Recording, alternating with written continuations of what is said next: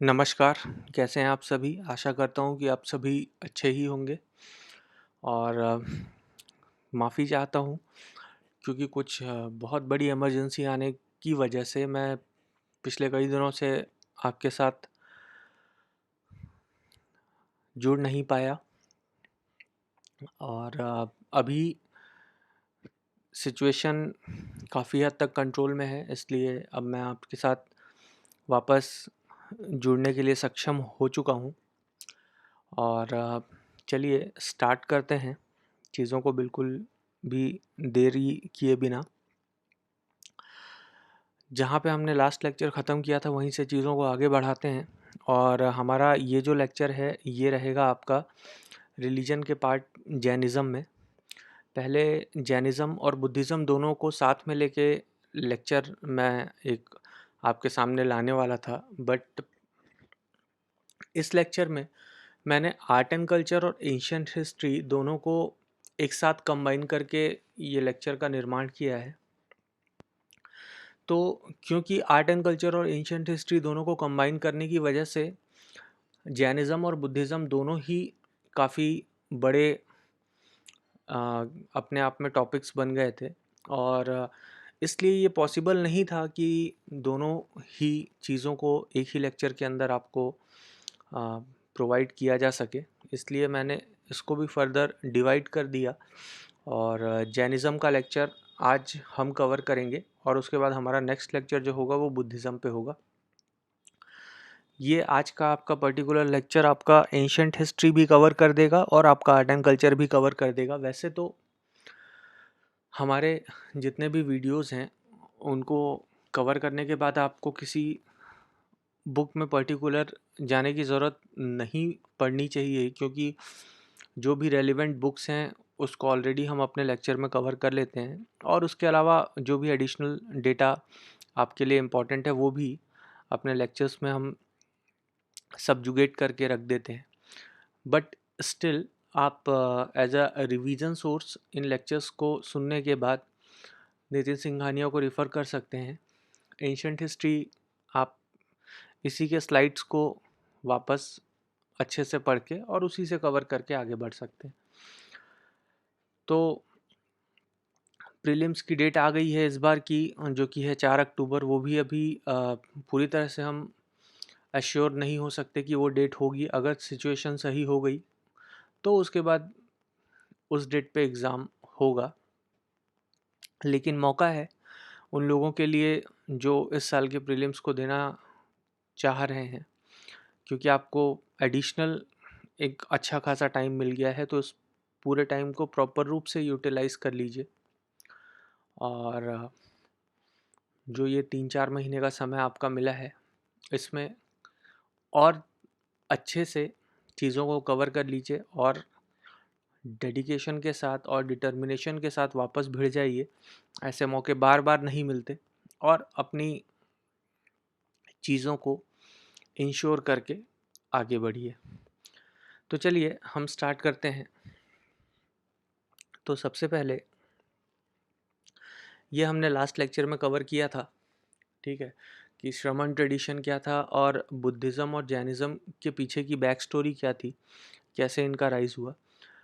हम इस पे भी बात करेंगे कि आखिर क्यों ये यूपीएससी के लिए इतने इम्पॉर्टेंट टॉपिक बन जाते हैं कि यूपीएससी इसमें बहुत ज़्यादा फोकस करता है। कई साल दर साल हमने देखा है कि बहुत सारे क्वेश्चन चाहे प्रीलिम्स हो चाहे मेंस हो वो जैनिज़्म और बुद्धिज़्म से अराइज होते ही हैं।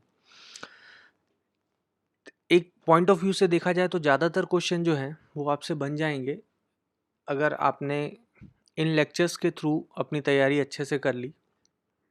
लेकिन फिर भी कई बार ऐसा होता है कि यूपीएससी कुछ ऐसी जगहों से क्वेश्चन अराइज कर देता है कि फिर उसको सॉल्व करने के लिए बहुत ज़्यादा डीप स्टडी की ज़रूरत पड़ जाती है। फॉर एग्जांपल 2017-18 में एक क्वेश्चन आया था प्रीलिम्स के अंदर ही, बुद्धिज़्म से रिलेटेड था वो जो पर्टिकुलर क्वेश्चन था वो एक्चुअली में किसी भी आप रैंडम यूपीएससी की बुक आर्ट एंड कल्चर या एंशियंट हिस्ट्री के लिए आप चले जाएंगे तो उसमें आपको मिलेगा नहीं। वो क्वेश्चन से रेलेवेंट टॉपिक आपको ऑप्शनल की बुक में मिलेगा एक्चुअली में, जो हिस्ट्री की ऑप्शनल की बुक है। और ऑप्शनल की बुक में भी वो रैंडम टॉपिक इतना मतलब रेलिवेंट तो वो नहीं, इररेलेवेंट टाइप का दिया हुआ है कि जो ऑप्शनल के स्टूडेंट्स हैं वो भी उसको उतना मगअप नहीं करके चलते हैं, और वहाँ से वो क्वेश्चन अराइज हो गया। तो अब कुछ ऐसे क्वेश्चन जब एकदम ही किस्मत ख़राब रहेगी और ऐसे क्वेश्चन कुछ अराइज हो जाएंगे, तो फिर उसके लिए तो कुछ नहीं किया जा सकता। बट स्टिल जब हमारा ये जैनिज़्म और बुद्धिज़्म कंप्लीट हो जाएगा तो हम यूपीएससी में प्रीलिम्स में आए हुए कुछ क्वेश्चंस को भी डिस्कस करेंगे, और आपको ये समझ में आएगा कि बहुत सारे क्वेश्चन तो बहुत ईज़िली आराम से क्रैक हो जाएंगे, लेकिन अगर एकदम ही किस्मत, वैसे भी मैं हमेशा कहता हूँ कि अगर एक पर्टिकुलर सब्जेक्ट को आप पकड़ेंगे और उससे अगर 8-10 क्वेश्चन आपके पास आ रहे हैं, तो उसमें से 6-7 क्वेश्चन ही आपसे बनेंगे। 2-3 क्वेश्चन यूपीएससी ऐसा पूछेगा क्योंकि उनकी अपनी एक रेपुटेशन है, जो जिसके लिए बहुत ही डीप नॉलेज चाहिए, और वो फिर कई सालों की स्टडी से आएगी, कई सारी डीप बुक्स की स्टडी से आएगी, और वो सबके लिए पॉसिबल नहीं है।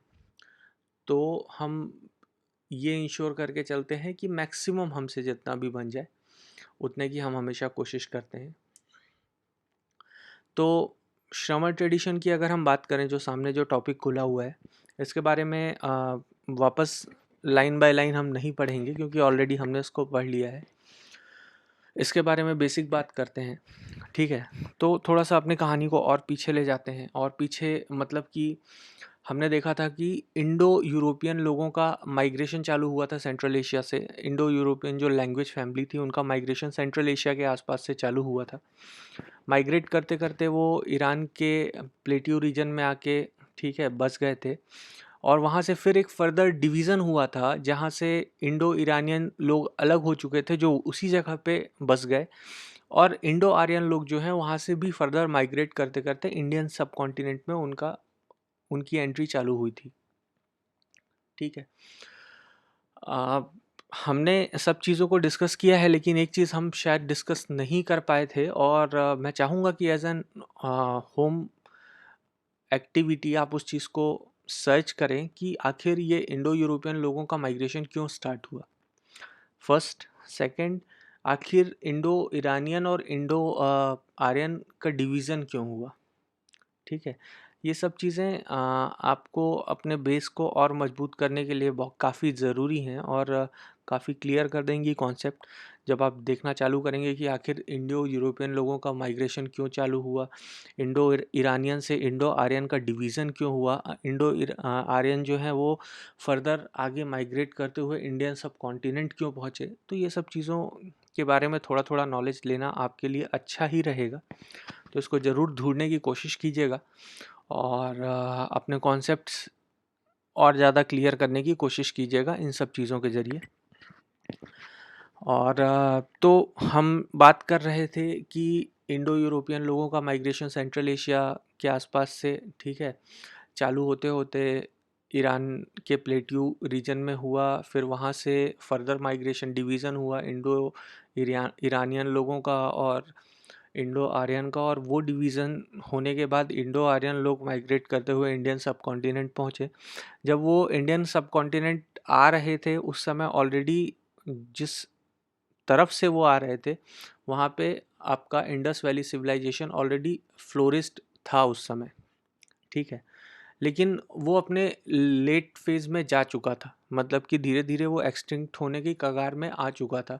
क्योंकि अगर आप टाइम पीरियड देखेंगे, देखिए टाइम पीरियड बहुत सारी चीज़ों को आपको ऑलरेडी, जब ये सीरीज़ ख़त्म होगी तो बहुत सारी चीज़ों का टाइम पीरियड आपको ऑलरेडी इतनी बार डिस्कस होगा कि आपको याद हो जाएगा। अगर आप इंडस वैली सिविलाइजेशन, जिसको हड़प्पन सिविलाइजेशन भी कहा जाता है, हड़प्पन सिविलाइजेशन उसको इसलिए कहा जाता है क्योंकि हड़प्पा की जो साइट थी वो सबसे पहले मिली थी, इसलिए इंडस वैली सिविलाइजेशन को हड़प्पन सिविलाइजेशन भी कहा जाता है। तो जो इंडस वैली सिविलाइजेशन की अगर आप बात करें, एक रफ टाइम पीरियड अगर उसका देखें तो वो 3300 BCE से लेकर लगभग लगभग 1300 BC तक चला। तो 3300 से लेकर 1300। तो और ये जो आपके इंडो आर्यंस थे ये लगभग लगभग 1700 BCE के आसपास आना चालू हुए थे, ठीक है। कुछ लोग 1700 बीसी बोलते हैं, कुछ स्कॉलर्स जो हैं वो 1500 बीसी बोलते हैं, ठीक है। देखिए, जब आप एंशिएंट हिस्ट्री की बात करते हैं तो एंशिएंट हिस्ट्री में क्या होता है कि आपके पास आ, दो तीन तरीके ही होते हैं चीज़ों को जानने का। एक तो होता है आर्कियोलॉजी, ठीक है, जिसमें कार्बन डेटिंग वगैरह करके आप एक टाइम पीरियड निकाल के और चीज़ों को स्टडी करके, या एंशिएंट लिटरेचर वगैरह जिसको पढ़ के और उसमें भी पुरानी लैंग्वेज को पूरा डिसाइफर करना पड़ता है, डिकोड करना पड़ता है। ये सारी चीज़ों को करने के बाद फिर कहीं जाके आपको एक रफ अंदाज़ा लगता है। तो इसके कारण क्या होता है कि अलग अलग स्कॉलर्स जो अलग अलग स्टडी करते हैं, तो किसी को टाइम पीरियड थोड़ा पहले का मिलता है, किसी को टाइम पीरियड थोड़ा ज़्यादा का मिलता है। तो इस कारण से क्या होता है कि हम एक अप्रॉक्सीमेशन में चलते हैं। एग्जैक्टली आप नहीं बता सकते कि यही टाइम पीरियड रहा होगा, कि जैसे इंडस वैली सिविलाइजेशन है तो ये 3300 बीसी से लेकर 1300 बीसी तक ही होगी, ठीक है। ये एक अप्रॉक्सीमेट है।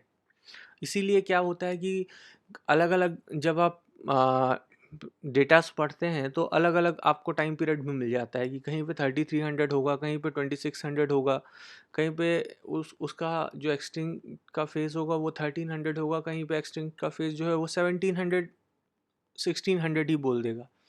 तो ये एक अप्रॉक्सीमेशन चलता है, ये पूरा जो आपका डेट साइकिल है, ठीक है। इसमें तो हम बात कर रहे थे कि जब आपके इंडो आर्यन लोग जो हैं वो उनका इंडियन सब कॉन्टिनेंट में एंट्री लगभग जब चालू हुआ था तो वो टाइम पीरियड था लगभग लगभग 1700 बीसी के आसपास। और 1500 बीसी तक वो प्रॉपर रूप से आ चुके थे। और 1500 बीसी का टाइम वो था जब हड़प्पन सिविलाइजेशन जो है वो धीरे धीरे अपने लास्ट फेज में जा रही थी, क्योंकि उसके बाद 200 साल अगर आप देखेंगे तो 1300 के बाद फिर उनका तो पूरी तरह से एक्सटिंक्ट हो गए। अब उसमें भी स्कॉलर के दो व्यूज़ हैं। कुछ लोगों का कहना है कि हड़प्पन लोग जो है वहाँ से वो साउथ की तरफ मूव कर गए, ठीक है, और वो साउथ में जाके साउथ में बस गए। कुछ लोगों का कहना है कि वो इंडो आर्यन के साथ मिक्स हो गए और मिक्स होने के बाद फिर एक नई सिविलाइजेशन का जन्म हो गया, ठीक है। तो ये अलग अलग थ्योरीज़ हैं। तो अभी उस पे फोकस ना करते हुए हम बस चीज़ों को जानने की कोशिश करते हैं। तो हुआ ये कि जैसे ही इंडो आर्यन लोगों की एंट्री हुई 1500 बीसी के आसपास, फिर एक नए कल्चर का जन्म हुआ और एक नए फेज़ का जन्म हुआ जिसको हम वैदिक फेज़ कहते हैं। वैदिक फेज़ जो है वो आपका 1500 बीसी से लेकर 500 बीसी तक चला, ठीक है, जिसमें चार प्रोमिनेंट वेदास के बारे में आपने कई बार हमसे सुना है, जो आपका ऋग्वेद और आपका सामवेद, अथर्ववेद, यजुर्वेद, ठीक है। तो ये एक वैदिक फेज था जो 1500 बीसी से लेकर 500 बीसी तक चला। तो इंडो आर्यन जो लोग आए थे उन्होंने अपने साथ वैदिक कल्चर भी वो लेके आए। वैदिक कल्चर का जन्म यहीं हुआ। इस चीज़ पे लेकर हमेशा एक डिबेट चलता है। कई लोग कहते हैं कि इंडो आर्यन के आने के बाद, ठीक है, उनका वैदिक फेज का जन्म यहीं पे हुआ। कुछ लोग कहते हैं कि वो आइडियोलॉजी वो साथ में लेके आए। तो उस डिबेट पे हम नहीं पढ़ते, हम रियलिटी देखते हुए चलते हैं कि आगे इसमें हुआ क्या। तो इसमें एक्चुअली में ऐसा हुआ कि इंडो आर्यन लोगों के आने के बाद फिर 1500 बीसी से अगर आप बात करेंगे तो वैदिक फेज स्टार्ट हुआ, ठीक है। वैदिक फेज में सबसे प्रोमिनेंट जो है, सबसे पहला वेद जो है ऋग्वेद, ठीक है, वो सबसे प्रोमिनेंट माना जाता है। वो जो फेज था वो लगभग लगभग 1500 बीसी से स्टार्ट होके 1000 बीसी तक चला। 1000 बीसी से फिर आप नीचे 500 बीसी तक आए, जो शुरुआत के 500 साल और बाद के 500 साल। तो उसमें अगर आप आएंगे तो वो एक लेटर वैदिक फेज का टाइम था। वो एक ऐसा टाइम था जहाँ पे थोड़ा सा और ज़्यादा चीज़ों में एक इवोल्यूशन हुआ कह सकते हैं, और एक वर्ण सिस्टम डेवलप हुआ। वर्ण सिस्टम के बारे में आप सब जानते हैं। वर्ण सिस्टम में आ, पूरी सोसाइटी को 4 वर्ण में डिवाइड कर दिया गया, ठीक है।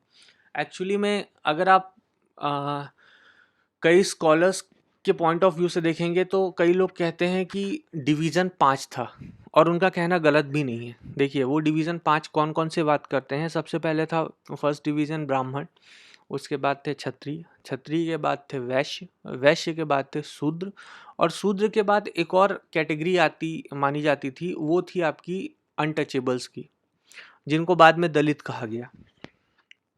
ठीक है, तो अगर आप किसी बुक में ऐसा पढ़ें कि 5 डिवीज़न था तो वो भी गलत नहीं है। ठीक है, क्योंकि उसमें वो शूद्र और उसके नीचे अनटचेबल्स को रखते थे। तो वो कई लोग सोसाइटी के 5 डिवीज़न की बात करते हैं, कई लोग सोसाइटी के 4 डिवीज़न की बात करते हैं, और वो शूद्र और अनटचेबल्स को एक ही कैटेगरी में रख के चलते हैं, और कई लोग शूद्र और अनटचेबल्स को अलग-अलग कैटेगरी में रख के चलते हैं, मतलब कि एक और लोअर डिवीज़न करके रख देते हैं।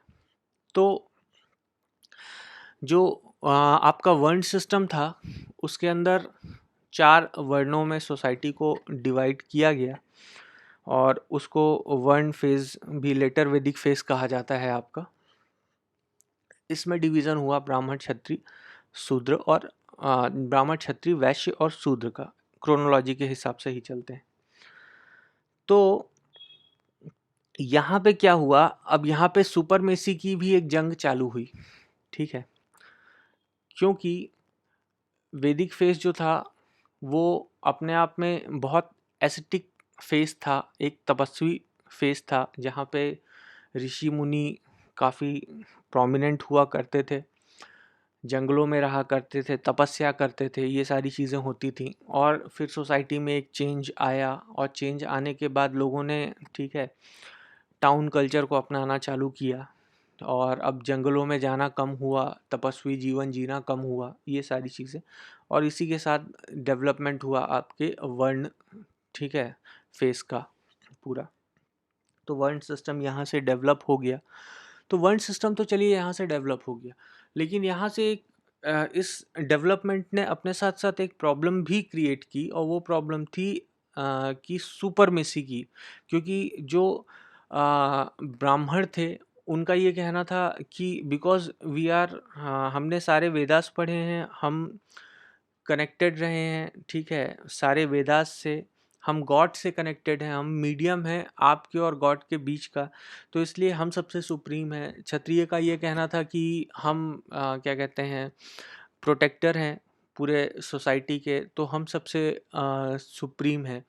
और इसी के साथ साथ वैश्य के बारे में भी हमने लास्ट लेक्चर में डिस्कस किया था, आप लास्ट लेक्चर वापस से सुन लीजिएगा एक बार फिर से।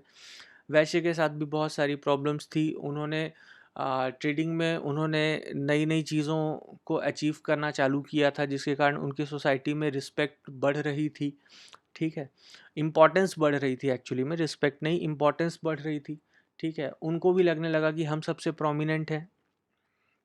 और कई सारी चीज़ें थी जो वर्ण सिस्टम में जो वैश्य के लिए सपोर्टिव नहीं थी। फॉर एग्जांपल वही जैसे हमने लास्ट लेक्चर में डिस्कस किया था, लेंडिंग ऑफ मनी। ठीक है, पैसों का लेन देन, उधार में पैसे देना, ब्याज लेना, उसका इंटरेस्ट लेना। क्योंकि वो ट्रेडर्स थे तो वो उनका बहुत रोज का काम था, एक तरह से कहा जाए तो। बट इस काम के चलते उनको क्योंकि जो आपके धर्म सूत्र थे, ठीक है, वो ये सब कामों को अच्छा नहीं मानते थे, तो जिसके कारण उनको सोसाइटी में एक रिस्पेक्ट नहीं दी जाती थी। तो इन सब चीज़ों के कारण, और दूसरा क्या था कि वो भी कहीं ना कहीं अब सुपरमेसी की डिमांड कर रहे थे। तो इन सब चीज़ों के चलते कहीं ना कहीं एक टेंशन जो है वो वर्ण फेज में, जो आपका वर्ण सिस्टम पूरा चालू हुआ था लेटर वैदिक फेज में, उसमें आपस में ही अलग अलग जो पूरा वर्ण डिवीज़न है उनके बीच एक क्या कहते हैं, टेंशन ऑलरेडी अराइज हो चुकी थी, और जो काफ़ी ज़्यादा चल भी रही थी। शूद्र की अपनी एक प्रॉब्लम थी कि उनको सबसे लोअर रखा जाता था। ठीक है, और लोअर रखे जाने के बाद उनको कोई भी बड़े काम कभी नहीं करने दिए जाते थे। वह वुमेन की अपनी एक प्रॉब्लम थी। ठीक है, उनको वेद नहीं, उनको पढ़ने की परमिशन नहीं थी। ये सारी चीज़ें भी बहुत ज़्यादा, ठीक है, उनके लिए भी अच्छी नहीं थी। उनको भी सोसाइटी में एक बहुत रिस्पेक्ट नहीं दी जाती थी। ये सारी चीज़ें कहीं न कहीं हर एक, अगर आप तबके को देखेंगे तो सबकी अपनी अपनी एक समस्या थी उस समय। इसी अब यहीं से ये भी समझिएगा कि फिर ये जैनिज़्म और बुद्धिज़्म क्यों इम्पोर्टेंट हो जाता है, ठीक है?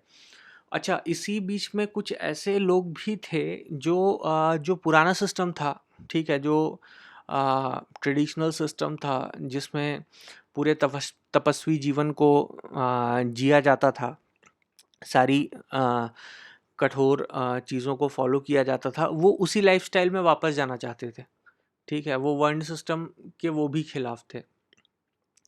तो इन्हीं सब चीज़ों का सम्मिश्रण होते वहाँ से शमन ट्रेडिशन जो है उसका राइज़ हुआ। शमन ट्रेडिशन पहले से ही चल रहा था, लेकिन अचानक से प्रोमिनेंटली वापस उसका राइज़ थोड़ा-सा तेज़ी से हुआ था इस वर्ण सिस्टम के टाइम पे, लेटर वैदिक फ़ेज़ में। शमन ट्रेडिशन कोई ऐसा अलग नहीं है। शमन ट्रेडिशन का मतलब है कि वही जो पुराना एस्थेटिक लाइफ़स्टाइल था, तपस्वी जीवन था, ठीक है? उसी लाइफ़स्टाइल में वापस जाने की बात, ठीक है? और ये जो वैदिक हिंदू रिचुअल हैं, इनको डिनाई करने की बात। इसी श्रमण ट्रेडिशन के अंतर्गत राइज़ हुआ आपका जैनिज़्म, बुद्धिज़्म, ठीक है? कई सारी फ़िलॉसफ़ीज़ थी, उनका भी राइज़ हुआ। आजीविका जो हैं, अज्ञान जो हैं या चारवाक जो हैं, ये सब चीज़ों का राइज़ जो है ये श्रमण ट्रेडिशन के अंतर्गत ही हुआ था। इस पे हमने ज़्यादा बात पिछले बार भी कर ली थी, इसलिए मैं बहुत ज़्यादा डिटेल में इसके बारे में बात नहीं कर रहा हूँ। तो ये जैनिज़्म और बुद्धिज़्म का राइज़ कैसे हुआ पिछले लेक्चर में ऑलरेडी दिया हुआ है, उस पे हमने बात कर ली थी, अभी भी हल्की-फुल्की बात कर ली। और ये सारी चीज़ें कि कैसे-कैसे वैश्य लोगों की क्या प्रॉब्लम थी और कैसे चालू हुआ, ठीक है? अब जो आज का मेन लेक्चर है उस पे फोकस करते हैं। तो देखिए, पिछले लेक्चर में भी हमने बात की थी, इस लेक्चर पे भी हम बात करते हैं कि ये दोनों जो रिलीजन हैं, जैनिज़्म और बुद्धिज़्म, ये मिड गैंगेटिक प्लेन्स में ही फाउंड हुए थे, ठीक है? जो यूपी और बिहार का रीजन है, उस पे भी हमने बात की थी कि एग्रीकल्चर इकोनॉमी भी बहुत क्या कहते हैं, इम्पोर्टेंस रखती है इन रिलीजन्स के लिए, और कैसे वो उस एरिया के लिए इतना इम्पोर्टेंस रखती है, कैसे उस वो एरिया फ्लोरिश होना चालू हुआ। आयरन एज आ चुका था, ठीक है, याद रखना। और आयरन टूल्स का डेवलपमेंट चालू हो चुका था, और वो जो पूरा मिड गैंगेटिक प्लेन्स का इलाका जो पूरा जंगलों वाला था, उसकी कटाई चालू हो चुकी थी, वहाँ पे एग्रीकल्चर चालू हो चुका था। ये सारी चीज़ें कहीं ना कहीं चालू हो चुकी थी, इनके बारे में पहले ही हमने पिछले लेक्चर में अच्छे से बात कर ली। तो चलिए, आज के लेक्चर में आज की चीज़ों का काफ़ी इंटरेस्टिंग है, ये सारी चीज़ें उस पर बात करते हैं, बड़ा मज़ा आएगा, ध्यान से चलते हैं, ठीक है? तो स्टार्ट यहाँ से करते हैं अपनी स्टोरी को, कि अब बस इमेजिन करते हुए चलना ध्यान से। अब आप सोचिए कि क्या कहते हैं, आयरन एज आ चुका है मिड गैंगेटिक प्लेन्स में, ठीक है? एग्रीकल्चरल इकोनॉमी जो है वो फ्लोरिश हो चुकी है, एरिया का डेवलपमेंट चालू हो चुका है, ठीक है? और यहाँ से राइज हुआ महाजनपदों का, ठीक है? महाजनपद क्या होते हैं, क्या चीज़ें थीं, उसके बारे में बहुत आराम से बात करते हैं, बहुत ध्यान से देखिएगा। चलिए, इस स्लाइड को देखिए। तो चलिए बात करते हैं महाजनपदास की, ठीक है? महाजनपद जिसको कहा जाता है, और क्या थे ये महाजनपद और क्या सारी चीज़ें थीं, इसको समझना ज़रूरी है, क्योंकि जब भी एंशिएंट हिस्ट्री की बात होती है तो ये बहुत प्रोमिनेंटली यूज़ होते हैं, खासकर बुद्धिज़्म और जैनिज़्म में। क्योंकि बुद्धिज़्म या बुद्ध के टाइम की अगर आप बात करें, गौतम बुद्धा के टाइम की, तो उस समय 16 महाजनपद की बात की गई थी। तो ये क्या था, क्या सारी चीज़ें थी, तो अभी जो लिखा है उसको भूल जाओ और सबसे पहले मैप को देखो। तो देखो, ये समझो कि ये 6th सेंचुरी के आसपास की बात है, ठीक है? आयरन एज आ चुका था, और यूपी और बिहार का जो रीजन है, ठीक है, यहाँ पे आयरन जो है बहुत प्रोमिनेंटली मिल रहा था, एग्रीकल्चर चालू हो चुका था। ये सारी चीज़ें एक सीरीज़ में आराम से हो रही थी। आयरन की खोज के बाद, ठीक है, और इन एरियाज़ में आयरन मिलने के बाद उससे हथियार भी बहुत आसानी से बनने चालू हो चुके थे। और यहाँ से बड़ी-बड़ी टेरिटरी का राइज़ होना चालू हुआ, ठीक है? बड़ी-बड़ी टेरिटरी बनना चालू हुई। अब देखो, कई सारी एंशिएंट लिटरेचर को आप देखेंगे तो उसमें महाजनपद को जनपद भी कहा गया है, और कई सारी लिटरेचर में महाजनपद अलग है और जनपद अलग है। महाजनपद, जो सबसे बड़ी टेरिटरीज़ थी उनको महाजनपद कहा गया है, और उससे छोटी, जो छोटी-छोटी टेरिटरीज़ थी उनको जनपद कहा गया है। तो ये हम बात कर रहे हैं 16 महाजनपद की। ये गौतम बुद्धा के टाइम पे ये 16 महाजनपदों की बात बुद्धिस्ट लिटरेचर में भी आपको मिलती है, और जैन लिटरेचर में भी आपको मिलती है। जैन लिटरेचर में ज़्यादातर महाजनपद की जगह उनको जनपद ही कहा जाता था।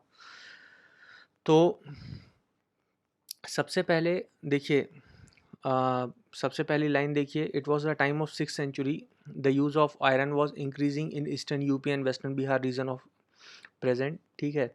This gave rise to the formation of large territorial states, जो हमने ऑलरेडी, ठीक है, बात कर ली।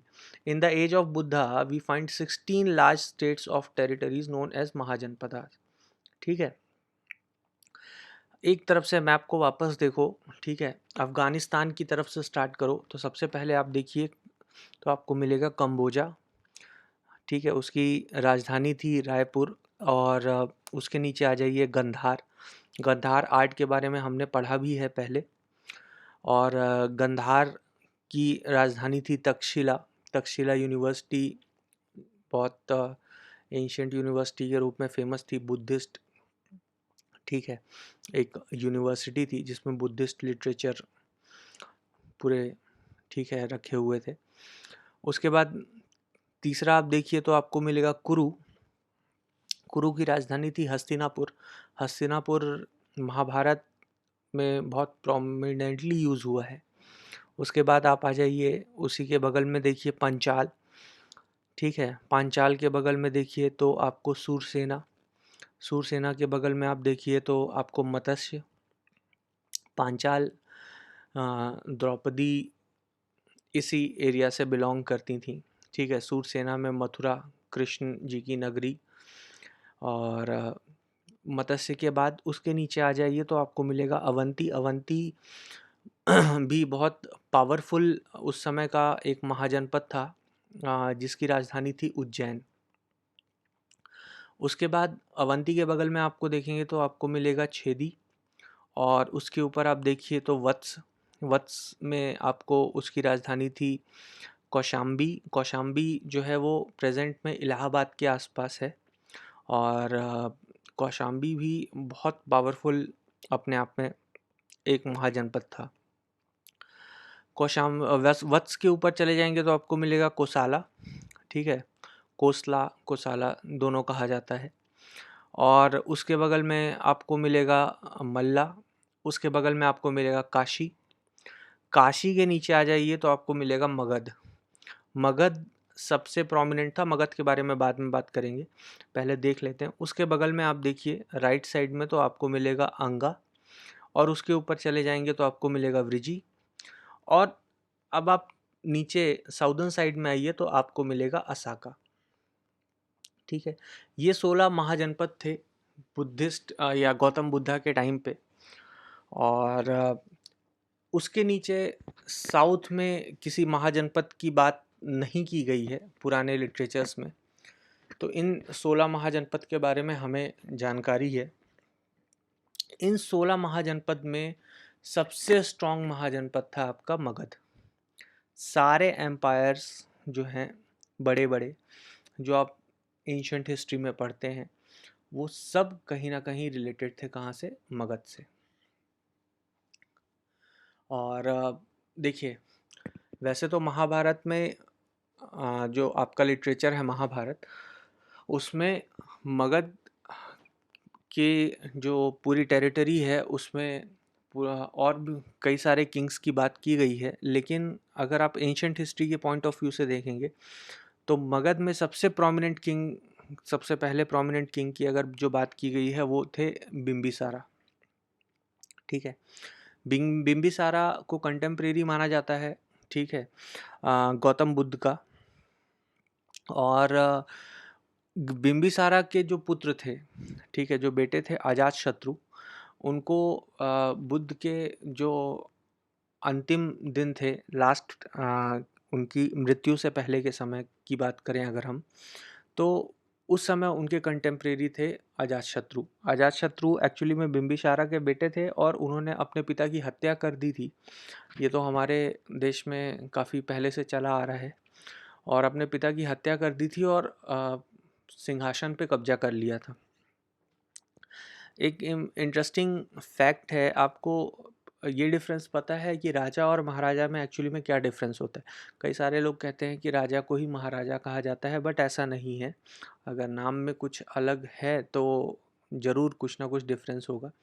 एक्चुअली में पुराने टाइम में होता ये था कि राजा वो होता था जिसको एक टेरिटरी जो है, उसकी उसकी जो भी टेरिटरी है, उसकी जो भी जनता है, वो उसे अपना किंग, ठीक है, अनाउंस करती थी कि हाँ ये हमारे राजा हैं। लेकिन महाराजा वो होता था जिसको कई सारे छोटे छोटे टेरिटरी के जो किंग्स होते थे, राजा होते थे, ठीक है, वो ये मान लेते थे कि ये हमारा, हम सब का, राजाओं का भी एक राजा है। उसे कहते थे महाराजा या सम्राट।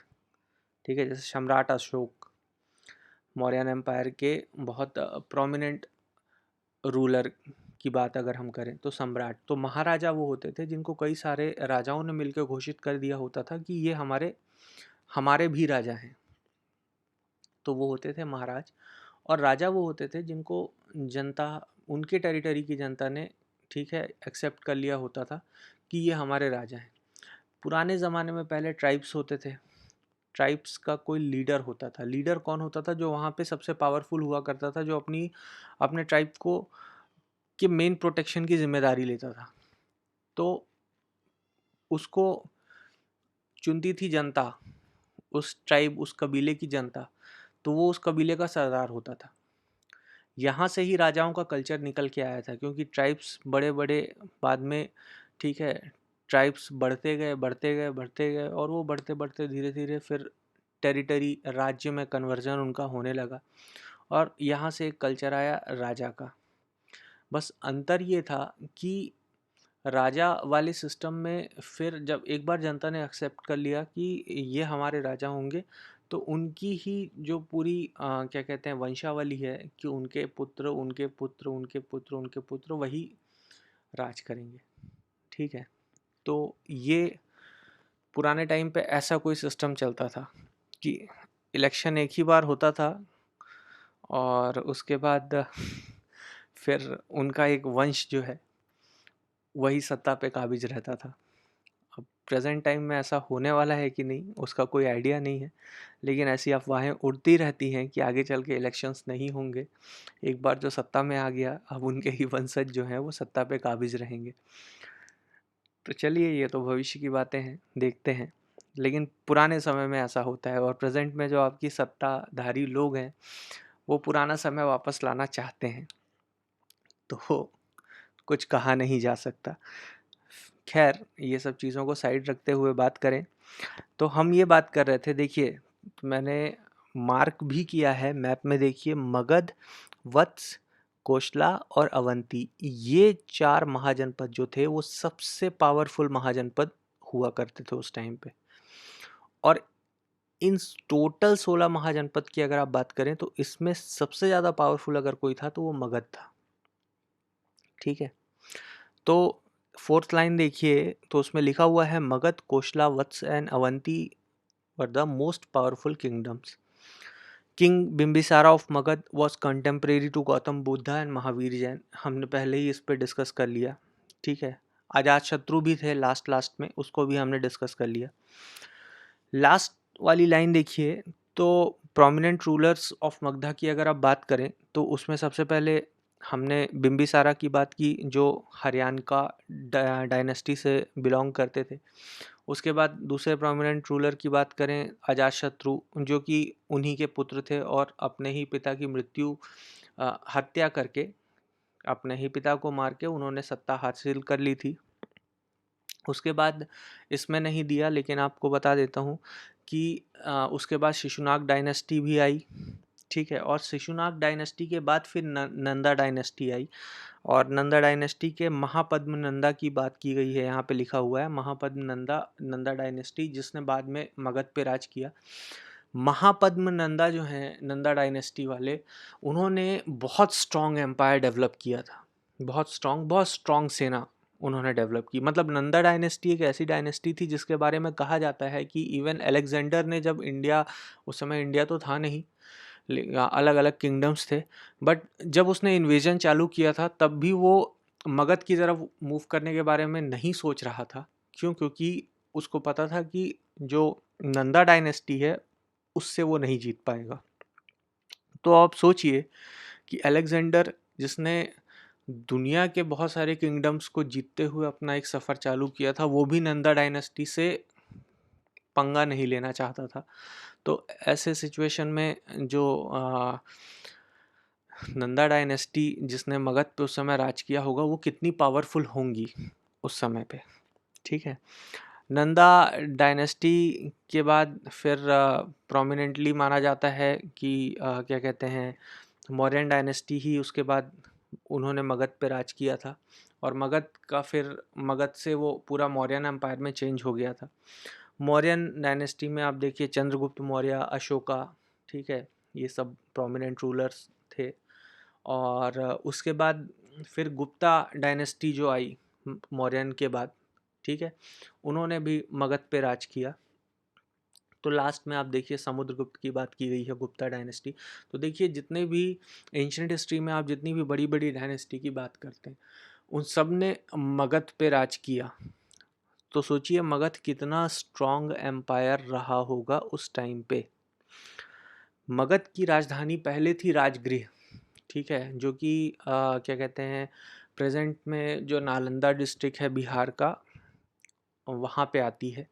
और उसको बाद में शिफ्ट कर दिया गया था पाटलिपुत्र। पाटलिपुत्र यानी कि प्रेजेंट में पटना जो है, उसका पुराना नाम था पाटलिपुत्र। तो उसको पाटलिपुत्र में शिफ्ट किया गया था। तो राजगृह जो थी वो भी बहुत मतलब उसका लोकेशन इतना स्ट्रॉन्ग था कि वो पूरा हिली एरिया में था, चारों तरफ पहाड़ों से घिरा हुआ था, तो वहाँ पे एक्सेस जो है वो बहुत मुश्किल हो जाता था। सिमिलरली पाटलिपुत्र क्या था कि वहाँ पे बहुत सारी नदियाँ, गंगा भी है वहाँ पे, सोन भी जाके गंगा से मिलती है। तो ये सब आ, नदियों के कारण वो बहुत ही रिच एरिया था। प्लस जो सेनाएं थी वो नदी, रिवर बैंक्स के सहारे होते होते बहुत आसानी से एक लोकेशन से दूसरी लोकेशन पहुंच जाती थी। तो ये दोनों जो राजधानी थी पहले, जो ये दोनों कैपिटल्स की अगर आप बात करें, जो पहले राजगृह थी और बाद में पाटलिपुत्र हो गई, ये दोनों ही बहुत स्ट्रॉन्ग लोकेशन थी मगध के लिए। और मगध को इतना स्ट्रॉन्ग बनाने के लिए इस एम्पायर को इनके कैपिटल्स ने बहुत बड़ा रोल प्ले किया है।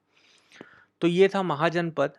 इसमें बुद्ध, गौतम बुद्ध की अगर आप बात करें तो गौतम बुद्ध एक्चुअली में मगध, कोशला, इन्हीं सब एरिया से एसोसिएटेड थे, ठीक है। वृजी जो है, वैशाली, मगध, अंगा जो है महाजनपद इसमें अभी दिखा रहा है, लेकिन बिम्बिसारा ने क्या किया था, अंगा को अपने मगध डायनेस्टी के अंदर ही मिला लिया था।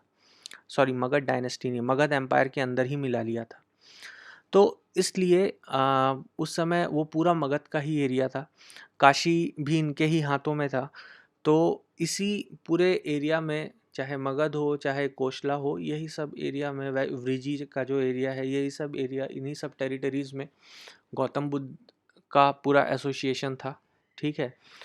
और देखिए गंधार जो है, जो आपको प्रेजेंट में पाकिस्तान के एरिया में दिख रहा है, पाकिस्तान और अफगानिस्तान के पास के एरिया में, गांधार में बाद में बुद्धिस्ट मॉन्क पहुंचे थे, ठीक है।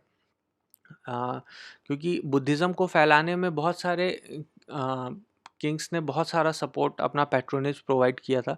तो कभी गौतम बुद्ध इधर नहीं आए थे, ना ही वो अवंती या अशाका इन सब एरियाज में भी कभी नहीं आए।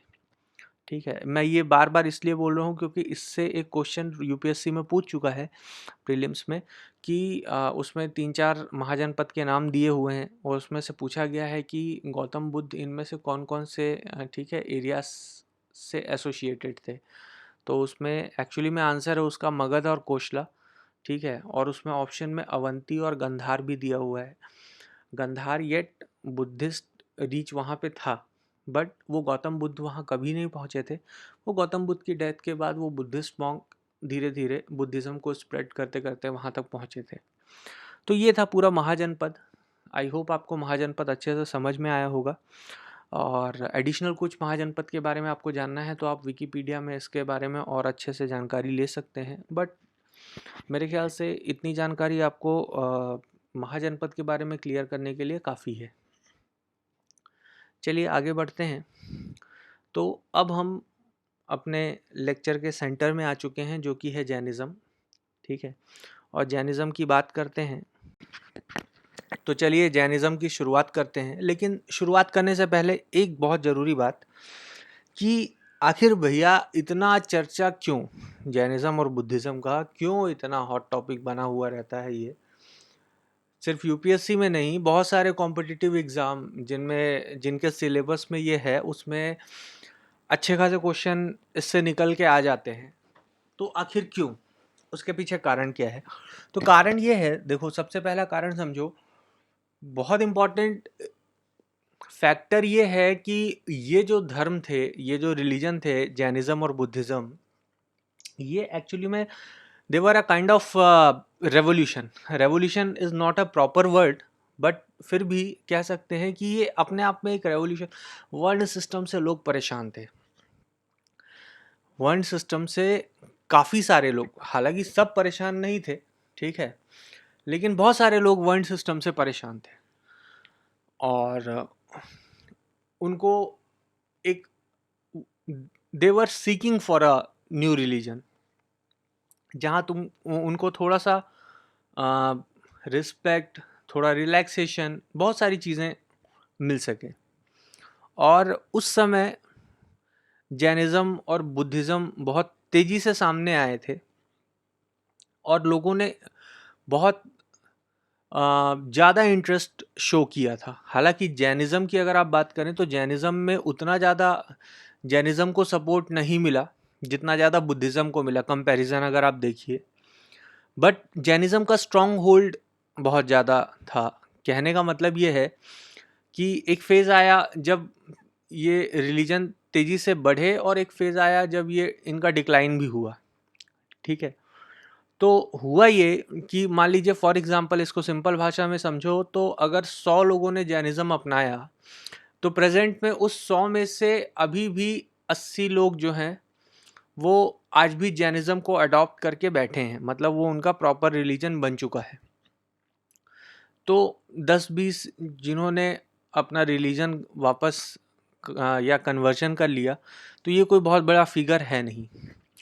तो मतलब कि जैनिज़्म, ठीक है, बुद्धिज़्म जितना नहीं फैला, बहुत तेज़ी से नहीं फैला, लेकिन इसका स्ट्रॉन्ग होल्ड था कि जितने लोगों ने अपनाया उसमें से बहुत सारे लोगों ने आज भी इस रिलीजन को स्टिल अपनाया हुआ है। बट बुद्धिज़्म के साथ ऐसा हुआ था कि बुद्धिज़्म जितना तेज़ी से वाइड स्प्रेड हुआ था उतनी ही तेज़ी से ये डिक्लाइन भी हुआ। अगर 1000 लोगों ने इसको अपना लिया था तो उस 1000 में से 900 साढ़े 900 लोगों ने इसको बाद में फिर, ठीक है, इसमें से कन्वर्जन भी हो गया और 50 लोग ही बचे। ऐसा भी हुआ बुद्धिज़्म के साथ। बुद्धिज़्म की स्टोरी जब हम बुद्धिज़्म का लेक्चर कवर करेंगे तो उसमें हम ध्यान से देखेंगे। हालांकि बुद्धिज़्म जो है वो दूसरे देशों में आज भी बहुत प्रोमिनेंट रिलीजन बना हुआ है। चाइना में देख लो, जापान में देख लो, Thailand, Myanmar, Malaysia, Cambodia, Laos, ठीक है, ये सब देशों में, बहुत सारे देशों में बुद्धिज़्म आज भी बहुत प्रोमिनेंट, बहुत स्ट्रॉन्ग रिलीजन है। इंडिया में ये एक डिक्लाइन हो गया। उसके बहुत सारे फैक्टर्स थे, उसके बारे में अभी बात नहीं करेंगे, फालतू में लेक्चर लंबा हो जाएगा। अभी हम जैनिज़्म की बात करते हैं।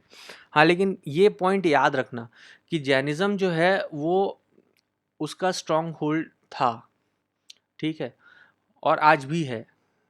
मतलब जितने लोगों ने अडॉप्ट किया उसमें से ज़्यादातर लोगों ने आज भी उसको कंटिन्यू रखा है।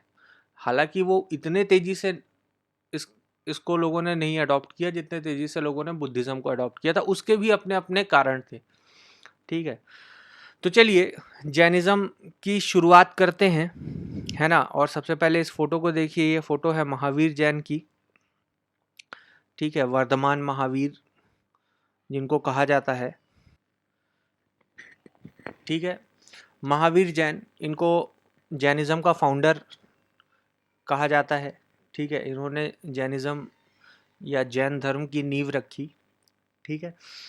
जैनिज़्म के अंदर तीर्थंकर जो हैं वो सबसे प्रोमिनेंट जो टीचर्स हैं वो हैं, उसमें उस तीर्थंकर की लाइन में वर्धमान महावीर या क्या कहते हैं, वर्धमान महावीर जैन जो हैं वो 24वें नंबर पे आते हैं। मतलब वर्धमान महावीर के पहले 23 और तीर्थंकर दुनिया में आके जा चुके थे। ऋषभ देव का नाम याद रखना। ऋषभ देव जो है वो सबसे पहले तीर्थंकर उनको माना जाता है। और पार्श्वनाथ का नाम याद रखना। पार्श्वनाथ जो थे वो महावीर वर्धमान महावीर जैन से पहले, ठीक है। जैन का क्या मतलब होता है उसके बारे में आगे बात करेंगे। तो वर्धमान महावीर से पहले जो 23वें तीर्थंकर थे उनका नाम था पार्श्वनाथ। तो ये 3 नाम आप जैनिज़्म के पॉइंट ऑफ व्यू से एकदम ध्यान से याद रखिएगा, ऋषभ देव, पार्श्वनाथ और वर्धमान महावीर। ऋषभ देव जो थे वो पहले तीर्थंकर थे, ठीक है। पार्श्वनाथ जो थे वो 23वें तीर्थंकर थे। और इन 24 तीर्थंकरों की जो पूरी सीरीज़ है उसमें सबसे आखिरी जो थे वो थे आपके वर्धमान महावीर, ठीक है। और पूरी लिस्ट देखना है तो वो विकिपीडिया में भी मिल जाएगी। नितिन सिंघानिया के बुक में भी 24 तीर्थंकरों के नाम दिए हुए हैं, लेकिन वो इतने इम्पोर्टेंट है नहीं। एक और नाम आता है जो आपका आता है, क्या कहते हैं, मल्लीनाथ का नाम आता है, ठीक है। बहुत प्रोमिनेंट 19वें तीर्थंकर थे वो, ठीक है। मल्लीनाथ का इसलिए आता है क्योंकि आगे हम पढ़ेंगे कि जैनिज़्म के अलग अलग जो सेक्ट्स हैं उसमें एक सेक्ट का मानना था कि वो उनकी जब उनका जन्म हुआ था तो वो पहले एक महिला लड़की थे और बाद में फिर उनका कन्वर्जन हो गया था। और एक सेक्ट बोलता है कि नहीं, ऐसा कुछ नहीं था, वो शुरू से ही पुरुष थे। तो मल्लीनाथ का नाम वहाँ पे आ जाता है। तो आपके ऋषभ देव और आपके पार्श्वनाथ, उसके बाद आपके वर्धमान महावीर और एक मल्लीनाथ जो 19th हैं। तो ये कुछ नाम हैं जो थोड़े से आपके दिमाग में रहने चाहिए, थोड़े से क्या, प्रोमिनेंटली आपके दिमाग में रहने चाहिए जैनिज़्म पे अपना स्ट्रॉन्ग होल्ड आपको अगर बनाना है तो, ठीक है। तो देखिए लाइन बाय लाइन अगर आप देखेंगे तो महावीर जो थे वो सबसे इम्पोर्टेंट रिलीजियस टीचर माने जाते हैं, ठीक है। उनके पहले 23 प्रीडिसेसर थे जिनको तीर्थंकर कहा जाता है।